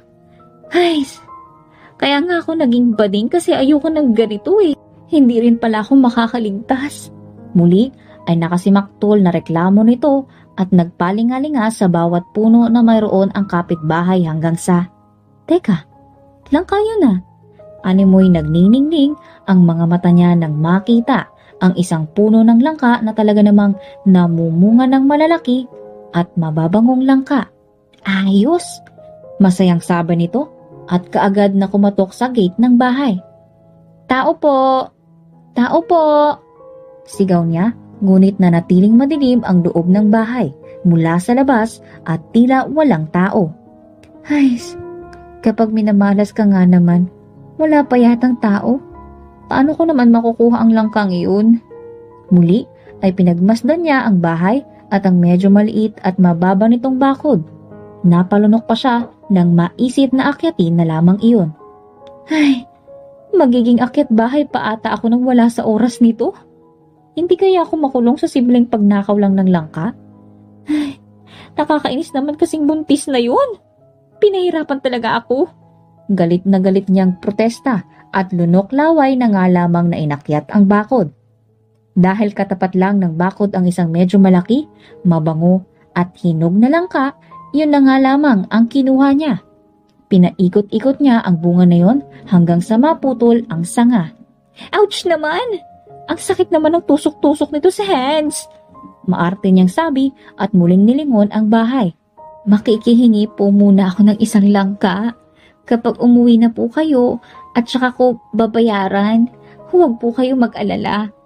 Hindi po ako magnanakaw. Kailangan lang po kasi ng bundat kong kaibigan. Binubuliglig po ako eh. Ang natatawa pa nga niyang sabi at saka na dahan-dahang bumaba sa bakod habang yakap ang tusok-tusok na katawan ng langka. Ya! Anito nang makatalo na nga. Ay, siguro naman pagkatapos niyang laklaking to makakatulog na ako no? Ang hirap maging bakla. Anito at saka inisway ang maikli niyang bangs at sinimula na ulit ang maglakad hanggang sa ay putaragis!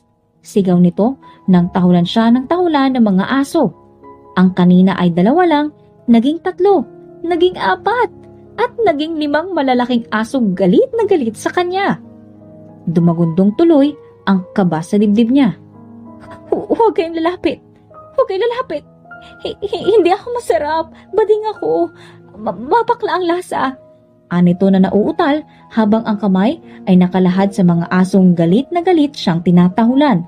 Ang 2 pa nga ay nakaakma ng tatalunan siya. Naku naman! Ano na naman ba to? Ah! Sigaw niya nang malakas at saka kumaripas ng takbo. Hinabol naman siya ng mga aso. Ah! Ayoko nang malapa. Oh my goodness! Help! Tulong! Tulungan niyo ako! Mga bakla kayo! Magising kayo sa mga bahay niyo! Hiyaw niya ng pagkalakas-lakas sa kahabaan ng daan sa subdivision. Ilang minuto pa siyang hinabol ng mga aso at dahil hindi na niya kaya, napatalon siya nang wala sa oras sa napakalaking poste at doon ay yumakap. Ang langka tuloy na pinagpaguran niyang makuha, naibalibag niya lang sa daan habang patuloy siyang tinatahulan ng mga asong galit na galit sa kanya na isang bakla. Naku naman! Shoo! Alis kayo riyan! Ano ba? Ayoko na! Mangyak-ngyak pang ang sigaw ng baklang si Divina. Walang iya ka talagang babae ka? Kakalbuhin kita pagdating ko! Sigaw nito.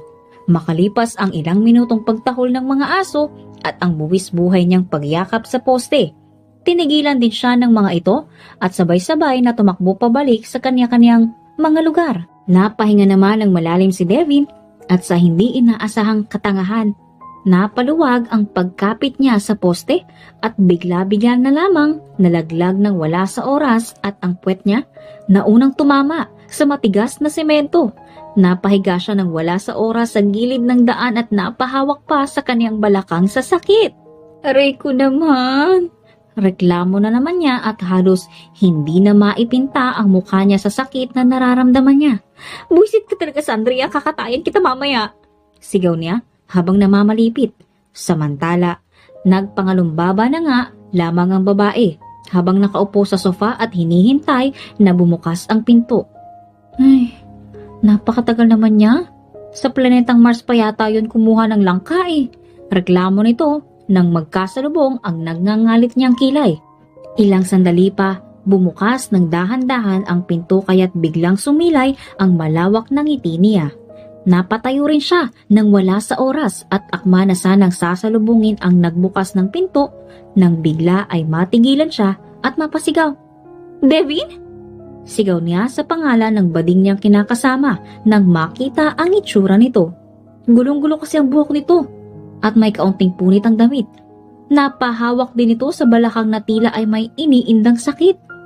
Idagdag mo pa ang hindi nito maipintang mukha tapos may hawak pang langka sa kaliwang braso niya. Napangiti naman siya nang makita iyon ngunit nang tignan siya ng sobrang sama ni Devin ay bigla niyang nakagat ang ibabang labi niya. Nakakatakot siya.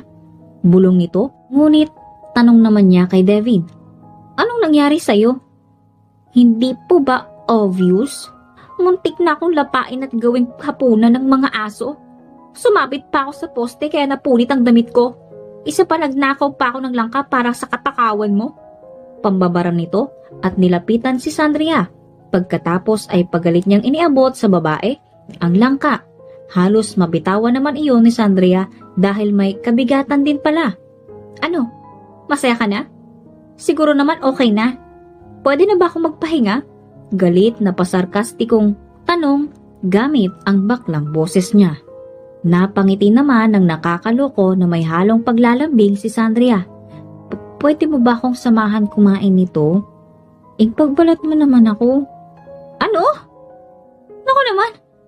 Hindi pa pala sapat na muntik na akong mategi? Anito, at saka napaupo sa sofa at doon ay nagmaktol at nagsisipapa na parang bata. Bigla namang nagsalubong ang kilay ni Sandria at ang isang kamay ay pinamewang pa niya. Ano ka ba naman?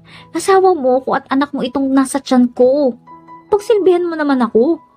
Pakainin mo ko or else ikaw ang kakainin ko ng buhay. Banta nito habang nagtataray. Lalo namang napaatungal sa inis at pagrereklamo si Devin. Naku po, ayoko na. But in the end, wala pa rin siyang nagawa at masama ang loob na sumunod kay Sandria sa kusina at doon ay hiniwa niya sa gitna ang langka at binalatan iyon. Kinuha niya ang madilaw, malambot, matamis at mabangong langka na pinaglalawayan ni Sandria. Sa isip-isip nga ng baklang si Devin, kung hindi ka lang buntis, nilagyan ko to ng lason eh. Nakangisi niyang sabi sa isip. Samantala, animoy isang batang pumapalakpak sa saya si Sandria. Ang bawat mahimay na langka ni Devin, isa-isa niyang kinakain. Ang sarap-sarap! Anito at napapadyak pa ang mga paa. Masarap talaga yan. Muntik na akong madedbol eh. Bulong naman ng pasarkastiko ni Devin sa pinakamahinang paraan kung kaya't hindi iyon narinig ng dalaga. Hoy, bilisan mo naman dyan. Wala na oh. Ang sarap-sarap eh. Turo pa ni Sandria sa plato na wala ng laman na langka. Lalo namang nainis si Devin. Eh di sana ikaw ang naghimay. Ang hirap-hirap gawin ito eh. Reklamo naman ng nagdadabog na si Devin at muli na naman silang nagpalitan ng argumento. Para naman silang nagsasabong na mga tandang ngunit sa huli, iyak tawa na nga lamang si Devin na ipinagpatuloy ang paghihintay ng langka habang si Sandria ay masaya namang kumakain. Gusto ko na lang maging lumpia, anito sa pabaklang paraan. Buisit? Dugtong niya. Nang halos ay mapangalahati na nga ni Sandria ang langka sa timawa nitong pagkain. Sa wakas ay nabusog na rin ito. Kagad itong tumayo sa silya at ngumiti ng pagkalawak-lawak kay Devin. Nabusog ako. Ang sarap. Bukas ulit ha. Tulog na ako. Anito at itinuro ang hagdan at saka parang batang umalis matapos makuha ang gusto. Napatayo naman ang nagrereklamong si Devin. Hoy! Yung pinagkainan mo! Sigaw nito. Kaya mo na yan. Napupuyat na si baby. Kailangan ng matulog ni mami. Sagot naman na may bahid ng pang-aasar ni Sandria. Talaga namang, sigaw ni Devin sa pabaklang paraan at ang kutsilyong ginamit na ituhok niya nang wala sa oras sa kalahating bunga ng langka. Ang sarap saksakin ng bakla! Isang araw, habang kumakain sina Devin at Sandria sa sala at nanonood ng TV, bigla namang bumukas ang pinto at iniluwanon ang malawak na nakangiti na si Daylan. Napakuno tuloy ang loob ni Sandria. Lawak ng ngiti mo ah, bati nito sa lalaki. Nanatili namang nakangiti si Daylan at maya-maya pa, pinapasok na niya ang kaniyang kasama. Napanganga naman si Sandria, para bang may kaunting tumusok sa puso niya. Hi, Sandria and Devin. She's my girlfriend, Monique. Pagpapakilala nito sa babae. Lalo namang nakaramdam ng kirot sa puso si Sandria, lalo na nang makita ang kamay ni Daylan at ng babae na sweet at mahigpit na magkahawak ang kamay. Oh, hi, Monique. I'm Devina, ang Diyosa ng lahat ng mga Becky. Malantod na pagpapakilala ni Devin sa kaniyang sarili sa babae. Nakapilantik pa ang daliri nitong iniabot ang kamay kay Monique para magpakilala. Hi, nauutal namang sabi ng babae. Nanatili namang speechless si Sandria. I'm Monique. Pagpapakilala naman sa kanya ng babae at inilahad nito ang kamay sa kanya upang makipagkamay. Subalit, mas lalo namang nakaramdam ng ini si Sandria at inirapan lang ang babae. Masiba rin siyang muling kumain ng sitseryang hawak niya at parang among itinaas pa ang paa sa sandalan ng sofa. Napakagat naman sa ibabang labi ang babae at napakuyom sandali ang kamay bago binawi iyon. Pakiramdam niya tuloy ay napahiya siya sa iniakto ni Sandria na hindi naman niya kilala. Nagkatinginan tuloy sina Dylan at Devin at utal-utal na lang na sinabi ni Devin, Pagpasensyahan mo na siya ha, buntis kasi, baka naglilihi pa rin. Pabaklang anito at nakapilantik pa ang kamay na lumikha ng peking pagtawa. Ganun ba? Nauutal naman at halatang kinakabahan na tanong ng babae. Ano ba, Devin? Lumayas ka nga riyan. Nakaharang ka sa TV. Baka sipain kita riyan. Buisit ka. Nanggagalaiti namang sigaw ni Sandria kay Devin. Nakaupo kasi sa malaking sofa si Sandria at nasa unahan niya si Devin na medyo nahaharangan ng TV na pinapanood niya. Sabi sa'yo eh. Ganyan talaga yan. Mainit ang ulo. Sige na, doon na kayo. Ang sumesenyas na pagpapaalis niya kina Dylan at Monique. Nang nakaalis na ang magkasintahan, sinamaan niya ng tingin at sinimangutan si Sandria. Ano bang problema mo ha? Ang init ng ulo mo ah. Ano bang pake mo? Wala, lumayas ka. Sagot naman nang nag-aalborotong si Sandria kay Devin, kasabay pa ang pagsipa nito sa braso ng bading na lalaki. Sa isip-isip ni Sandria, marahil ang babaeng iyon ang ipinalit sa kanya ni Dylan. Nabalitaan niya kasi noon na Monique ang pangalan ng babae. Hindi niya lang alam kung ano ang apelido. Hindi naman siya pwedeng nagwala at magalit sa sakit na nararamdaman niya dahil matagal na silang tapos ni Dylan. Isa pa, buntis siya at si Devin ang ama. Kaya ganun na lang ang pagkabadrip niya. Mamatay na sana sila. Naiinis nitong bulong at muli ay pasigang ginuya ang sunod-sunod ang setseryang kinakain niya. Hoy, ano ka ba? Loka ka, Day? Pwede ba? Tigil-tigilan mo na ngayang kakakain ng maalat dyan? Kanina pa kita pa'y nagbabawalan ah. Alam mo nang makakasama yan sa anak natin. Pabaklang suway ni Devin sa kanya. Bakit ba? Paki mo. Chichirya na nga lang hindi pa pwede. Lahat na lang hindi pwede ha? Hindi ako pwede maging masaya? Hindi ko pwedeng ilabas ang nararamdaman ko? Hindi ba pwedeng bumalik sa normal? Tapos pati pagkain ng chichirya? Hindi pa pwede? Sige nga, Devin. Ano pa ba ang pwede? Ang mamatay na lang ako? Natigilan naman si Devin. Gayon din sina Dylan at Monique nakapapasok pa lang sa kusina. Nagmamaktol namang tumayo si Sandria at pumanik sa kaniyang kwarto. Nagulat naman si Devin sa reaksyong iyon ni Sandria. Ngunit sa hindi niya maintindihan na dahilan, animoy may tumutusok sa puso niya. Nitong mga nakaraan kasi ay napapalapit na siya sa babae. Kahit na palaging pabago-bago ang mood nito at galit sa kanya, para bang naa-attached na rin siya kay Sandria. Hindi niya lang iyon maamin-amin sa kaniyang sarili dahil matigas ang paninindigan nitong beki siya at hindi lalaki. Samantala, mabilis na lumipas muli ang mga araw. Naging abala na naman si Devin sa kaniyang resto bar. Kasalukuyan siyang nasa second floor ng bar at pinapanood ang mga masayang nag-iinuman at sumasayaw ng mga customer. May hawak siyang wine glass at seryoso lamang ang mukhang nanonood. Di kasi nawawala sa kaniyang isipan si Sandria. Napapansin din niya na parabang palaging nakasunod ang tingin ng babae sa kakambal niyang si Dylan. Sa tingin niya ay hindi pa ito lubusang nakaka-move on. Ay, singhal nito at muling uminom ng alak.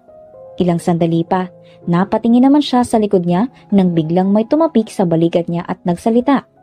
Oh, ikaw pala Gabriela. Bati niya sa bading niyang kaibigan at manager. Ang sama naman yata ng mukha mo, bakla. Hindi ba at malaki ang nagiging sales natin itong mga nakaraang linggo? Dapat nga ay nagpapansin tayo sa lahat ng staff. Ang napakaarte at pabaklang sabi ni Gabriela. Natawa ng kaunti si Devin. Mukha ngang dapat nating iyang gawin, bakla. Sabay apir nito nang nakapilantik ang daliri kay Gabriela. Ay bak! Sa wakas, bongga ka talaga, Day. Sulsul pa ni Gabriela at maarte nga silang pinag-untog ang mga wine glass na hawak nila habang malakas na nagtatawanan. Pero alam mong bakla, kumusta naman kayo ng kinakasama mong si Sandria? Malaki na ba ang tiyan niya? ang nakabulong at nakatawang tanong ni Gabriela na parang may bahid pa ng pangaasar. Napangisi tuloy si Devin. Pwede ba? Huwag kang ngang maingay. Baka may makarinig sa'yo. Ikom ang bibig niyang nagsalita sa kaniyang kaibigan. Ito lamang kasi ang nakakaalam ng sekreto niya na may nangyari sa kanila ni Sandria na ex ng kakambal niya. Ano ka ba? Walang lihim na hindi nabubunyag, no? Kahit ano pa ang gawin mong pagtatago sa katotohanan, malalaman at malalaman din ng lahat ang totoo. Isa pa bakla, sinasaktan mo lang lalo si Sandria. Hanggang ngayon ba ay para pa rin kayong tandang na nagsasabong? Remember naman sis, buntis ang malantod na girl, no? Anito, at muli ay nakapilantik ang daliring uminom ng alak sa hawak niyang wine glass. Paano naman ang gagawin ko? Nakakahiya bakla, bading ako. Yan ang alam ng lahat ng tao tapos malalaman nilang nakajoontis ako. Hindi naman namin sinasadya yun. Aksidente ang lahat. Di, ano ang plano mo? Nakataas ang kilay na tanong ni Gabriela. Hindi ko pa nga alam bakla Naguguluhan ako. Hindi ko kaya maging lalaki at magpakaama sa batang nasa sinapupunan niya. Hindi ko nga maatim na makatabi siya sa kama. Para bang nandidiri ako sa sarili ko. Bakla ako, hindi lalaki. Problemado niyang sabi. Pero yan bang puso mo? Tinatanong mo na bakla. Makabuluhang tanong ni Gabriela sa kanya. Ha? Alam mo kasi, ang puso, pwedeng magbago. Ano bang nararamdaman ng puso mo? Sa tingin ko kasi sa'yo, nagtatalo ang utak, pride at damdamin mo, kaya ka naguguluhan. Oo nga, mga mading tayo. Bakla. Pero ang puso pa rin natin ang tunay na nakakaalam ng totoo nating nararamdaman. Pag-isipan mo yung mabuti bakla, hanggat hindi pa lumalabas ang anak mo sa magulong mundong ito, busisiin mo na ang sarili mo. Yun lang ang may papayo ko baklang Divina. Anito at nakangiting iniuntog ang wine glass sa hawak na wine glass ni Devin. O siya, marami pa akong pipirmahang papeles. Ikaw naman kasi bakla, ang dami mong pinapagawa sa akin, para kang others. O sige na, ako manghahanting pa ng boylet mamaya. Anito at nagpaalam na. Naiwan namang tulala si Devin habang sinusundan ng tingin si Gabriela. Damdamin? Mahinang tanong nito sa sarili. Ano nga ba ang nararamdaman ko para sa kanya? Anito at inilapat ang kanang kamay sa kanyang dibdib. Sandria. Makalipas ang ilang oras, nakauwi rin. Singhal niya nang makapagparada ng kotse sa harap ng kanilang bahay. 6:00 pa lang ngayon at maaga siyang umuwi. Nag-text kasi si Sandria sa kanya na ibili siya ng melon. Natatawa na lamang tuloy si Devin habang tinitignan ang melon na binili niyang nakalagay sa plastic. Kung ano-ano ang kinakain, anito at bumaba na sa kotse. Kakanta-kanta pa siyang naglakad papasok ng bahay. Nang mabuksan niya ang pinto, ay masaya niyang tinawag ang pangalan na kanyang asawa. Sandria! Anito, ngunit natigilan nang makitang magkapatong at magkalapat ang mga labi nila Sandria at Dylan sa sahig kung nasaan ang sala. Kapwa naman natigilan at napalingon sa kanya si Dylan at Sandria ngunit mabilis na uminit ang ulo niya. Nabitawan niya ang hawak niyang plastik na melon at kaagad na sinugod ang kakambal niyang si Dylan. Hinablot niya ang kwelyo ng batok nito at pinatayo pagkatapos ay malakas na sinabak. Hayop ka kuya! Anito sa galit na boses. Napatayo naman nang wala sa oras si Sandria at kaagad silang inawat. Teka, sandali lang. Mali ka nang iniisip, Devin. Sandali. Awat nito, ngunit hindi siya pinansin ni Devin. Giit nga nito sa kakambal. Tantanan mo na si Sandria, kuya. Galit nitong sabi at padabog na itinulak ang dibdib ni Dylan. Nilingon naman ni Sandria at hinablot ang kamay nito. Pumanik sila sa second floor ng bahay at sa kwarto nila. Ipinasok niya roon si Sandria habang ito ay umiiyak. Ano bang ginagawa mo ha?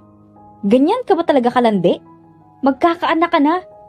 Bakit nilalandi mo pa rin ang kakambal ko? Hindi ko siya nilalandi, Devin. Magpapaliwanag ako na out of balance lang kami. Inalalayan niya akong tumayo kaso natapilok ako at nadulas. Mabilis niya akong inalalayan kaya hindi ako kumalabog sa semento. Kaya nahuli ko kayong magkapatong at naghahalikan, ganun? Ipapalusot mo pa sa akin yung walang kwentang palusot na yan? Ha, Sandria? Magkakaanak na tayo. Oo, magkakaanak na nga tayo, pero may pakialam ka ba? Hindi ba't wala? Hindi mo nga kayang magpakaama. Sabi mo ba din ka? Anong maaasahan ko sa'yo? Kaya sa kakambal ko na ex mo, doon ka umaasa. Hindi ko alam, Sandria. Nagugulahan na ako. Pero pwede ba? Layuan mo naman ang kakambal ko. Sigaw nito na animoy nagsiselos na nga. Halos manggilid na ang mga luha nito. Hindi niya maamin-amin na may kaunti na siyang nararamdaman sa dalaga, pero mas mataas ang pride niyang itinuring na bakla siya at maling magkagusto sa isang babae. Ano ba talagang nangyayari sa'yo, Devin? Napapano ka ba? Nababaliw ka na ba?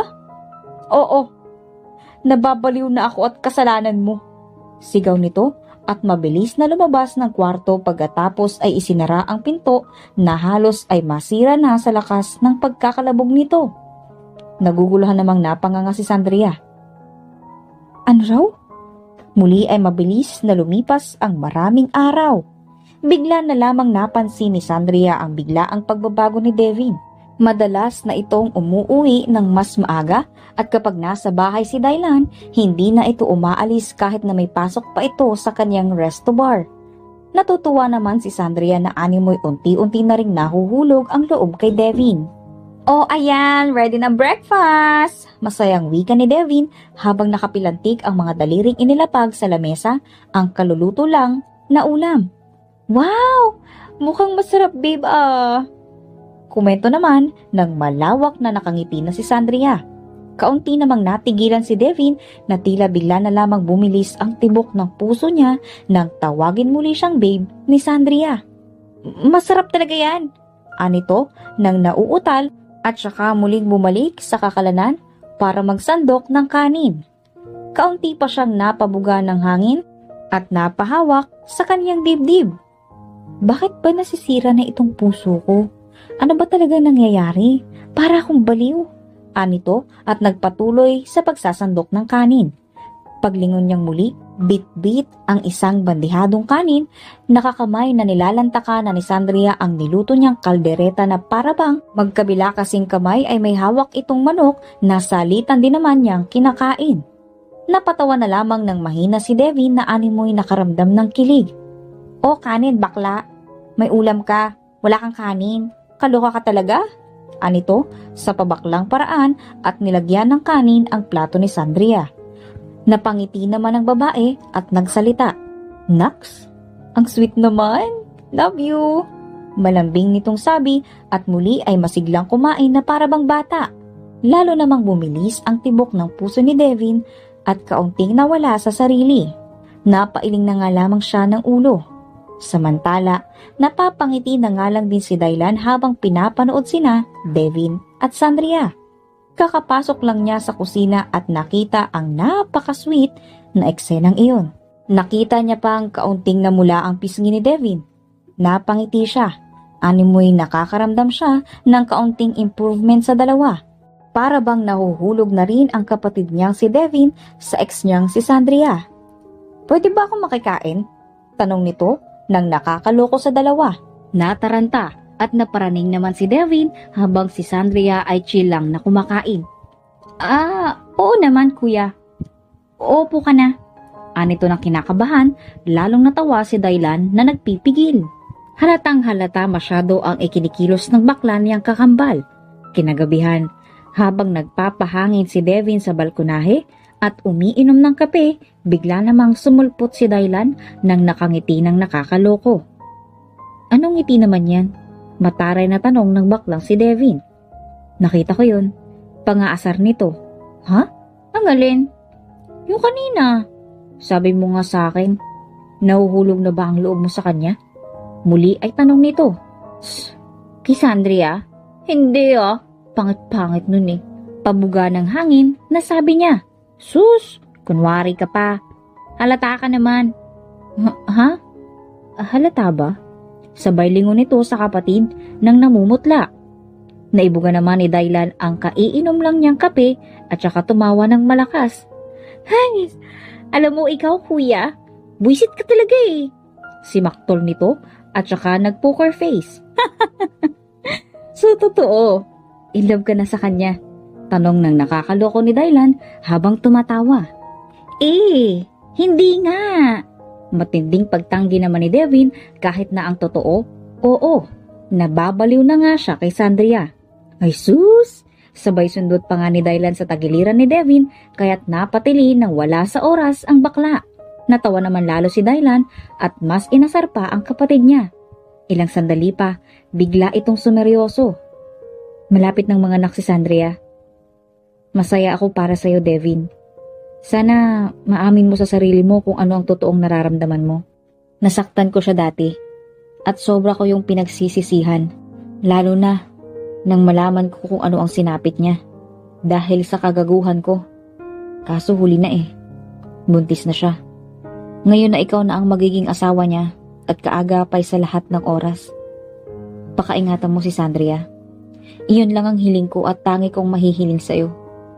Nagkamali ako pero itama mo ang mga pagkakamali ko bilang pagmamahal sa kanya ng totoo. Ikaw lang ang masasandalan niya, Devin. Hindi ako o kahit na sino pa. Kaya mo yan. Ngayon na magiging tatay ka na, tanungin mo ang sarili mo kung sino at ano ka ba talaga. Makahulugan itong sabi at tinapik ang balikat ni Devin. Muli ay humigop ito ng kape at sandali pang sinamahan si Devin sa balkonahe. Kuya, nang sumapit ang araw ng panganganak ni Sandria, ligtas naman niyang iniluwal ang isang sanggol na babae. Malusog ito at talaga namang napaka-cute. Kaya nang mahawakan ni Devin ang kanyang anak sa kauna-unahang pagkakataon, biglang nanggilid ang kanyang mga luha. Malakas pa ang tibok ng puso niya at kinakabahan dahil sobrang lambot pa ng katawan ng sanggol na pinangalanan nilang Baby Nicole. Nang magising si Sandria, ibinigay ni Devin ang sanggol rito. Habang pinagmamasdan niya ang kanyang mag-ina, ay parabang nalulusaw ang puso niya sa saya. Ngayon na nakikita niya itong masaya, parabang isang realisasyon ang sumampal sa kanya.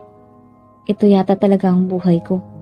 Ang mag-asawa at magkaanak, bulong nito sa kanyang sarili. Babe, tignan mo si baby oh. Sobrang cute niya at ang taba.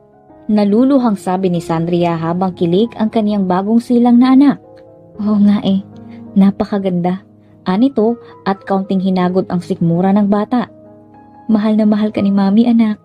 Anito at hinalikan sa noo si baby. Lalong nalusaw ang puso ni Devin. Tama nga talaga siguro si kuya. Kailangan ko nang kilalanin kung sino at ano talaga ako. At sa tingin ko, heto ang sagot.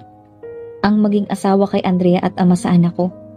Hindi bilang isang bading, kundi isang tunay na lalaki na magagawang umagapay at magpalaki ng tama sa anak ko. Ang haligi ng tahanan na magpoprotekta sa pamilya ko. Bulong nito at muling hinawakan si baby.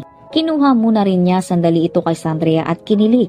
Tinignan niya ang nakapikit na mga mata nito at ang maamo nitong mukha. Mahal na mahal ka ni daddy anak. Ilang sandali pa, bigla na lamang bumukas ang pinto at iniluwa niyon ang isang matandang umiiyak. Kapwa napatingin sa direksyon iyon ang mag-asawang sina Devin at Sandria. Mama? Tawag ni Sandria sa kanyang ina. Napaluha na rin ito nang wala sa oras. Anak? Anito at naglakad patungo sa kanya na kasalukuyang nakahiga sa hospital bed at nagpapalakas. Mama! Sigaw naman ang umiiyak na si Sandria at parang bata na yumakap ng mahigpit sa kanyang ina. Patawarin mo ko anak. Patawarin mo si mama. Nagpadala ako sa galit ko anak. Hindi kita inisip. Nagsusumamong sabi nito, ngunit umiling lamang si Sandria at kumalas. Magkabila niyang hinawakan ang pisngi ng kanyang ina. Hindi mama. Huwag niyong sisihin ang sarili ninyo at mas lalang huwag kayong maghingi ng tawad sa akin. Kasalanan ko. Kasalanan ko ang lahat kung bakit kayo nagalit at kung bakit ako nahinto sa pag-aaral ko. Hindi kayo. Kaligtasan at kapakanan ko lang naman ang iniisip niyo, mama. Ngayon na may anak na ako, naiintindihan ko na kayo. Naiintindihan na kita, mama ko. Anito at muling humagulgol sa pag-iyak. Muli niyang niyakap ang kanyang ina. Patawarin mo ko, Mama. Miss na kita. Mahal na mahal kita, Ma. Anito na mas lalo lamang ikinaiyak ng kanyang ina. Si Devin naman ay napapaluha na rin sa isang sulok habang pinapanood sila. Oo nga pala, Ma. Siya si Devin, ang asawa ko. At yung baby naman po, ang anak namin. Si baby Nicole. Anito, sabay turo sa kaniyang mag-ama. Tinignan naman siya ng matandang babae na mas lalong nagdala ng kaba sa kanya. Mabuti na lang at wala siyang make-up dahil madaling araw isinugod sa ospital si Sandria. Hay po, tita. Malambot na sabi nito, ngunit pinipilit naman niyang patigasin ang pagsasalita. Hindi pa kasi siya sanay, nahihiya lang siyang umaktong bakla sa harap ng kaniyang biyanan. Ikaw pala si Devin, magandang araw sa'yo. Anito, nang naiilang at tiningnan ang sanggol. Siya matalaga ang apo ko. Sobrang ganda naman ng batang yan, ano? Anito at kinuha iyon kay Devin. Binigay naman niya ng maingat ang bata at pinanood ang biyanan niyang kinikilig at nilalaro ang kaniyang anak. Napangiti siya. Nauunawaan niya kung bakit gano'n na lamang kailang sa kaniya ang matanda. Panahon na. Panahon na para tahakin ang totoong mundo, Devin. Isang linggo ang lumipas. Nagtungo siya sa isang barbershop upang tuluyan ng pagupitan ang kanyang buhok. At sa hindi inaasahang pangyayari, ang barbershop na napuntahan niya ay ang barbershop pala na negosyo ng kanyang ex-boyfriend na nanloko sa kanya noon bago may mangyari sa kanila ni Sandria. Natawa na lamang tuloy siya. Total ay nandoon na ay itunuloy na lamang niya ang pagpasok sa loob. Tao po, anito nang nakangiti. Nilingon naman siya ng isang lalaking abala sa pagwawalis ng mga nalaglag na buhok sa lapag. Kaagad naman siyang nilingon nito at ganoon na lamang ang panlalaki ng mga mata nito nang makita siya. Devina? Sigaw nito. Devin pre, hindi Devina. Pagtatama niya sa kaniyang pangalan gamit ang seryoso at baritonong boses niya. Nakapanlalaki kasi siyang damit ngayon at wala siyang make-up. Nakatali rin ang buhok niya, kaya naman nagmukha talaga siyang lalaki kahit na papaano. Ano? Gupitan mo na lang ako, tol. Yung babagay sa gwapo kong mukha Anito, sabay upo sa isang swivel chair kaharap ng malaki at mataas na salamin. Kailan ka pa naging lalaki?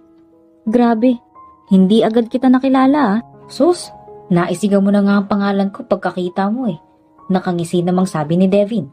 Natawa na lang ang lalaki na ang pangalan ay Audrey at sandali pa silang nag-usap habang ginugupitan na siya ng buhok nito. Bakit ba kasi ginupit mo pa ipapaayos mo rin pala? Buti na lang hindi mo nasagad yung buhok mo. Anito.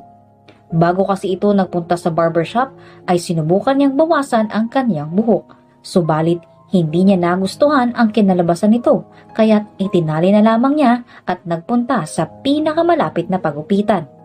Tingnan ko lang naman kung bagay. Bilisan mo riyan at hinihintay na ako ng asawa at anak ko. Ano? Asawa? Anak? Nagpamilya ka? Hindi makapaniwalang tanong nito habang gulat na gulat. Bakit? Masama? Ikaw nga riyan, balita ko nag-live-in na kayo ng baklang ipinagpalit mo sa akin Natameme naman si Andre sa sinabi ni Devin. Natawa naman ang dating baklang si Devin. Makalipas ang halos kalahating oras ay natapos din. Nang tignan ni Devin ang kanyang sarili sa salamin ay kahit siya ay nagulat. Si Andre naman ay bumibilis ang tibok ng puso dahil napakagwapo ni Devin. Parang siya ngayon ang nahuhulog sa lalaki na dati ay si Devin ang naghahabol sa kanya. Grabe! Ang gwapo ko pala, anito nang wala sa sarili. Nang matapos nagpagupit, pinakulayan niya na rin iyon ng kayumanggi. Pinatanggal na rin niya ang mahaba niyang kuko sa manikurista ni Andre at nang matapos ang ilang oras na makeover niya, roon niya napagtanto na totoo ngang gwapo siya. Nakangiti na lamang siya. Pagkatapos sa barbershop, nagtungo naman siya sa isang supermarket. Bumili siya ng maraming kahon ng gatas at mga diapers. Binila niya na rin ng vitamins ang anak at gamot naman para kay Sandria. Namili na rin siya ng ilang pares ng damit ng kanyang anak. Sobrang saya ni David habang ginagawa iyon habang namimili. Pansin na pansin niya ang pagpapansin ng mga babaeng laman ng supermarket. Sino siya? Grabe ang gwapo. Bulong ng isang babae habang tinuturo siya. Kaya nga kaso mukhang may anak na yata. Tignan mo ang laman ng cart, puro pambata. Oh my, mayroon din palang pambabae. Look, may underwear. Anito, sabay turo sa cart niya. Napatingin naman si Devin sa kaniyang pushcart. Nakita nga niya ang isang underwear ng babae na nakasabit sa kanyang pushcart. Dali-dali niyang kinuha iyon at isinabit sa sampayan ng ibang binibentang damit. Ano ba naman yan? Sanidami-dami ng masasabit sa cart ko, panty pa talaga. Nakasimaktol nitong reklamo at nagtungo na sa cashier para magbayad. Pagkatapos mamili, umuwi na rin siya kaagad. Naabutan niya sa loob ng kwarto si Sandria at nagpapadede sa kanilang anak. Napangiti siya. Huminga muna siya ng malalim bago pumasok. Hindi na rin siya kumatok dahil marami siyang bitbit sa kanan at kaliwa niyang kamay. Babe, ikaw na ba yan? Tanong ni Sandria nang hindi siya nililingon. Hindi naman nagsalita si Devin at nakangiti lang na nakatingin sa kanya.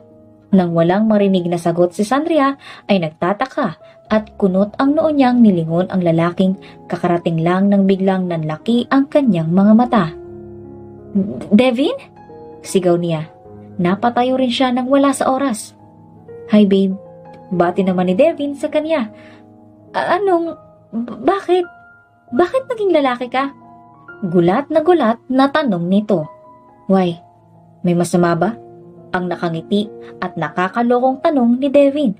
Pero dahil hindi kumbinsido si Sandria sa kanyang nakikita, nilapitan niya si Devin. Nakakababa lang ng mga dala nito. Hinawakan niya ang pisngi ni Devin nang nakabuka ang bibig. Sira ulo ka ba? Sabay sipa niya sa gitnang bahagi ni Devin. Napasigaw naman ng wala si Devin sa sakit. Aray ko naman, Sandria! Namamalipit nitong reklamo habang hinahawakan ang sandata niyang nagtatago sa gitnang bahagi niya. Ikaw si Dylan Lulukohin mo pa talaga ako? Pwede ba? Matagal na akong nakamove on sa'yo, no? At saka love ang tawagan natin dati at hindi babe. Asyumera, mataray na sabi nito at ipinagpatuloy na ihele at padidehin ang batang hawak niya. Ano ka ba naman? Ako to bakla! Anito sa bading niyang accent upang makilala siya ni Sandria. Napalingon naman ng pagkabilis-bilis si Sandria sa direksyon ng lalaki. Ha? Ako to! Ang asawa mo! Ako! Sabay turo sa sarili ng madiin at muli ay hinawakan niya ang gitnang bahagi niyang sinipa ng babae. Aray ko naman talaga! Muli ay daing nito nang mangiyak-ngiyak. Si Sandria naman ay nanatiling tulala. Animoy lumipad ang kaluluwa niya nang wala sa oras sa sinabi ni Devin. Ikaw si Devin? Hindi ka na bakla? Nauutal at naguguluhan pa rin niyang tanong. Ay, may bakla bang ganito kagwapo ha? Reklamo pa nito na unti-unti namang ikinangiti ni Sandria. Ikaw nga! Hiyaw niya at mabilis na nilapitan si Devin at tiyakap habang hawak ng isa niyang kamay ang kanyang anak. Natigilan naman sa pagmamaktol si Devin at diyakap na lang din ang kanyang asawa. Nagustuhan mo ba? Tanong nito gamit ang seryoso niyang boses. Tumango naman ng naluluha si Sandria at kumalas. Pero, anong naisipan mo? Bakit ikaw naging lalaki nang wala sa oras? Bakit hindi mo man lang sinabi sa akin? Ano ka ba bakla? May surprise bang sinasabi ka agad? Ay, anito? At nakapilantik ang kamay at hinampas pa talaga ang braso ni Sandria. Pinaikutan niya rin ng mga mata ang babae. Natawa naman ng malakas si Sandria sa iniakto ni Devin. Ikaw nga si Devin ang bading. Anito, nagtawa na naman silang mag-asawa at ipinakita na ni Devin ang lahat ng mga pinamili niya para sa kanilang baby at para na rin kay Sandria. Binigyan niya rin ito ng bulaklak at panuhol na pera. Nag-animoy tarsier naman sa laki ang mata ni Sandria nang makita ang ilang libo ng pera. Kaagad niyang hinablot iyon sa kamay ng kanyang asawa. Hindi ko tatanggalin yan, babe. Thank you! Malambing nitong sabi at kaunting tumingkayat upang halikan sa pisngi si Devin. Natigilan naman ang lalaki at muli na naman niyang naramdaman ang mabilis na pagtibok ng puso niya. Napangiti na lang siya sa bandang huli habang tinitignan ang napakasayang mukha ni Sandria. Hindi nga rin ito tumitigil ng kakatingin at kakangiti sa kanya.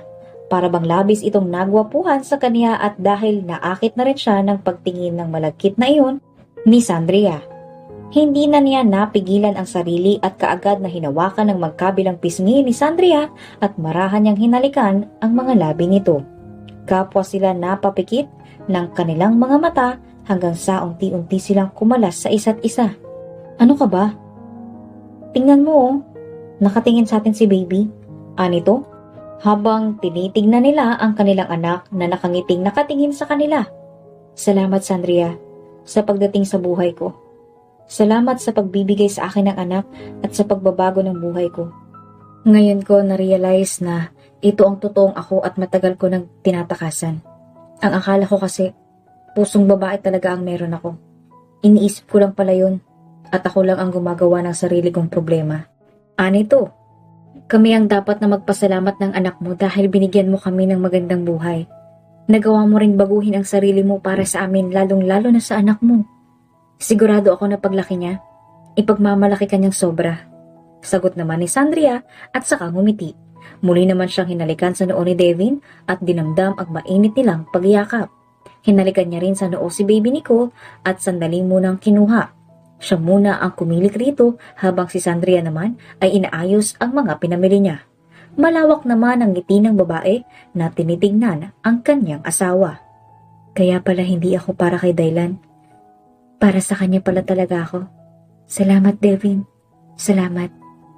Kinagabihan, nang makauwi si Dylan sa kanilang bahay, galing sa kanyang resort ay naabutan niyang kumakain si Sandria, kaya't nilapitan niya ito at tinanong, "Nasaan si Devin, Sandria?" "Nandito, bakit?" Sulpot naman ni Devin, suot ang panlalaki nitong damit, nakapit pa ang manggas ng damit sa braso. Lalo itong nagmukhang gwapo at maskulado. Nanlaki naman ang pagkalaki-laki ang mga mata ni Dylan nang makita ang kanyang refleksyon sa katauhan ng kanyang kakambal. "Devin?" Halos lumuwa ang matang sigaw nito sa pangalan ng kakambal.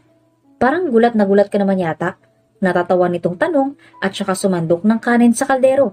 Paano? Ikaw? Teka, kailan pa naging lalaki yun? Baling nito kay Sandria, sabay turo kay Devin na abala sa pagsasandok ng kanin. Kanina lang, nagulat nga rin ako eh. Ang natatawang sagot naman ni Sandria. Ano?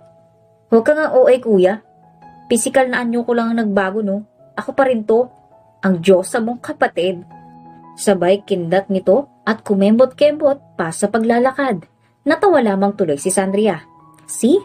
Siya pa rin yan. Naninibago pa siya sa transformation niya. Kaya ang nakasanayan niya, nandyan pa rin. Kaya nga. Kaya hindi mo namimiss ang baking kakambal mo. Pak! Anito, sabay palo sa kanyang puwetan at nakapilantik ang daliring inilapag ang isang bandihadong kanin sa mesa. Nanatili namang nakanganga ang bibig ni Dylan. Hindi siya sanay na makita niya ang kakambal na kapareha niya. Grabe, nahihilo yata ako. Anito, sabay hawak sa sentido. Ang OA ha, sita sa kanya ng nagbibirong bakla at saka na sila kumain. Halos mabulunan naman si Dylan dahil sa nakikita niyang paglalambingan ng mag-asawa. Sinusubuan kasi ni Devin si Sandria habang si Sandria naman ay kinikilig-kilig at mayat-mayang humahalik sa pisngi ni Devin. Kinikilabutan tuloy si Dylan hanggang sa hindi na niya kinaya at napasukan na nga siya sa lababo ng wala sa oras. Malakas namang nagtawanan ng dalawa at nag-appear pa talaga. Pinagtitripan kasi nila si Dylan na natutulala sa kanila habang nandidiri ang ekspresyon ng mukha. Magpakasal ka na rin kasi para hindi ka naiinggit. Duh! Pang-aasar pa ni Devin sa pabaklang paraan. Lalong nagsitaasan ang balahibo ni Dylan. Walang hiya ka? Ang laswa mo tol. Anito, sabay balibag sa mukha ni Devin ng isang rolyo ng tissue. Malakas namang natawa si Sandria ngunit natigilan nang bigla niyang marinig ang pag-iyak ng kanyang anak mula sa sala kung saan ay nakahiga ito sa crib. Mabilis niyang pinuntahan ng bata at hindi na nagawa pang magpaalam. sa dalawang magkakambal na talaga namang magkamukhang magkamukha. Animoy biniyak silang papaya. Ano kuya, mas pogi na ako sa'yo no? Tanong pa sa pabaklang paraan ni Devin sabay kindat sa kaniyang kapatid. Ang palad nito ay nakalahad pa sa ilalim ng kaniyang baba at kumikindat-kindat pa. Walang yaka, kinikilabutan ako sa'yo. Kinuha ni Daylan ang sandok at ipinalo sa ulo ni Devin. Hindi pa rin kasi pinoproseso ng utak niya ang nakikita sa kaniyang kapatid. Natatawa ito. Mula sa pagiging bakla, ang postura ngayon ay talagang lalaking-lalaki na. Siyempre, iba kaya ang nagagawa ng true love? Malantod nitong sabi na ikinatawa naman ng malakas ni Daylan. Nagpatuloy sila sa pagkukwentuhan at pagkain habang si Sandria ay pinapatahan at hinihili ang kanyang anak. Malawak din ang ngiti nitong pinapanood ang magkapatid. Samantala, mabilis namang kumalat ang balitang iyon sa kanilang mga kapitbahay, kakilala at katrabaho. Manghang-mangha sila sa pagbabago ni Devin. Ang iba ay pinupuri siya ngunit ang iba naman ay binatiko siya. Gayunpaman, makalipas ang kalahating taon, nagpa siya na magpakasal sina Devin at Sandria upang maging legal ang kanilang pagsasama, kasama ang kanilang napaka-cute na anak. Nang sumunod na taon naman, ay nagpakasal na rin sina Daylan at Monique at bumukod na rin ang bahay. Nanirahan sila malapit sa resort na pinamamahalaan ni Daylan upang hindi na mahirapan pa sa biyahe. Magmula noon ay tuluyan na silang namuhay ng masaya at payapa. Walang iniindang problema at puno ng saya at pagmamahalan lamang ang umiiral sa kanilang pamilya hanggang sa muling nagsilang ng supling si Sandria makalipas lamang ang 1 taon. Napapangiti na nga lamang ng malawak si Devin habang pinagmamasdan ang lumalago at lumalaki nilang pamilya. Ngayon niya lubusang mas na-realize na sa loob ng ilang taon na mumuhay lang pala siya sa kathang isip na siya lamang din ang may gawa. Matagal siyang binulag ng kasalanan at ngayon at sa tulong ng kanyang asawa at mga anak, nagbago ang lahat. Lalaki siyang ginawa ng Diyos. Lalaki rin siyang dapat bumalik sa ating Amang nasa langit.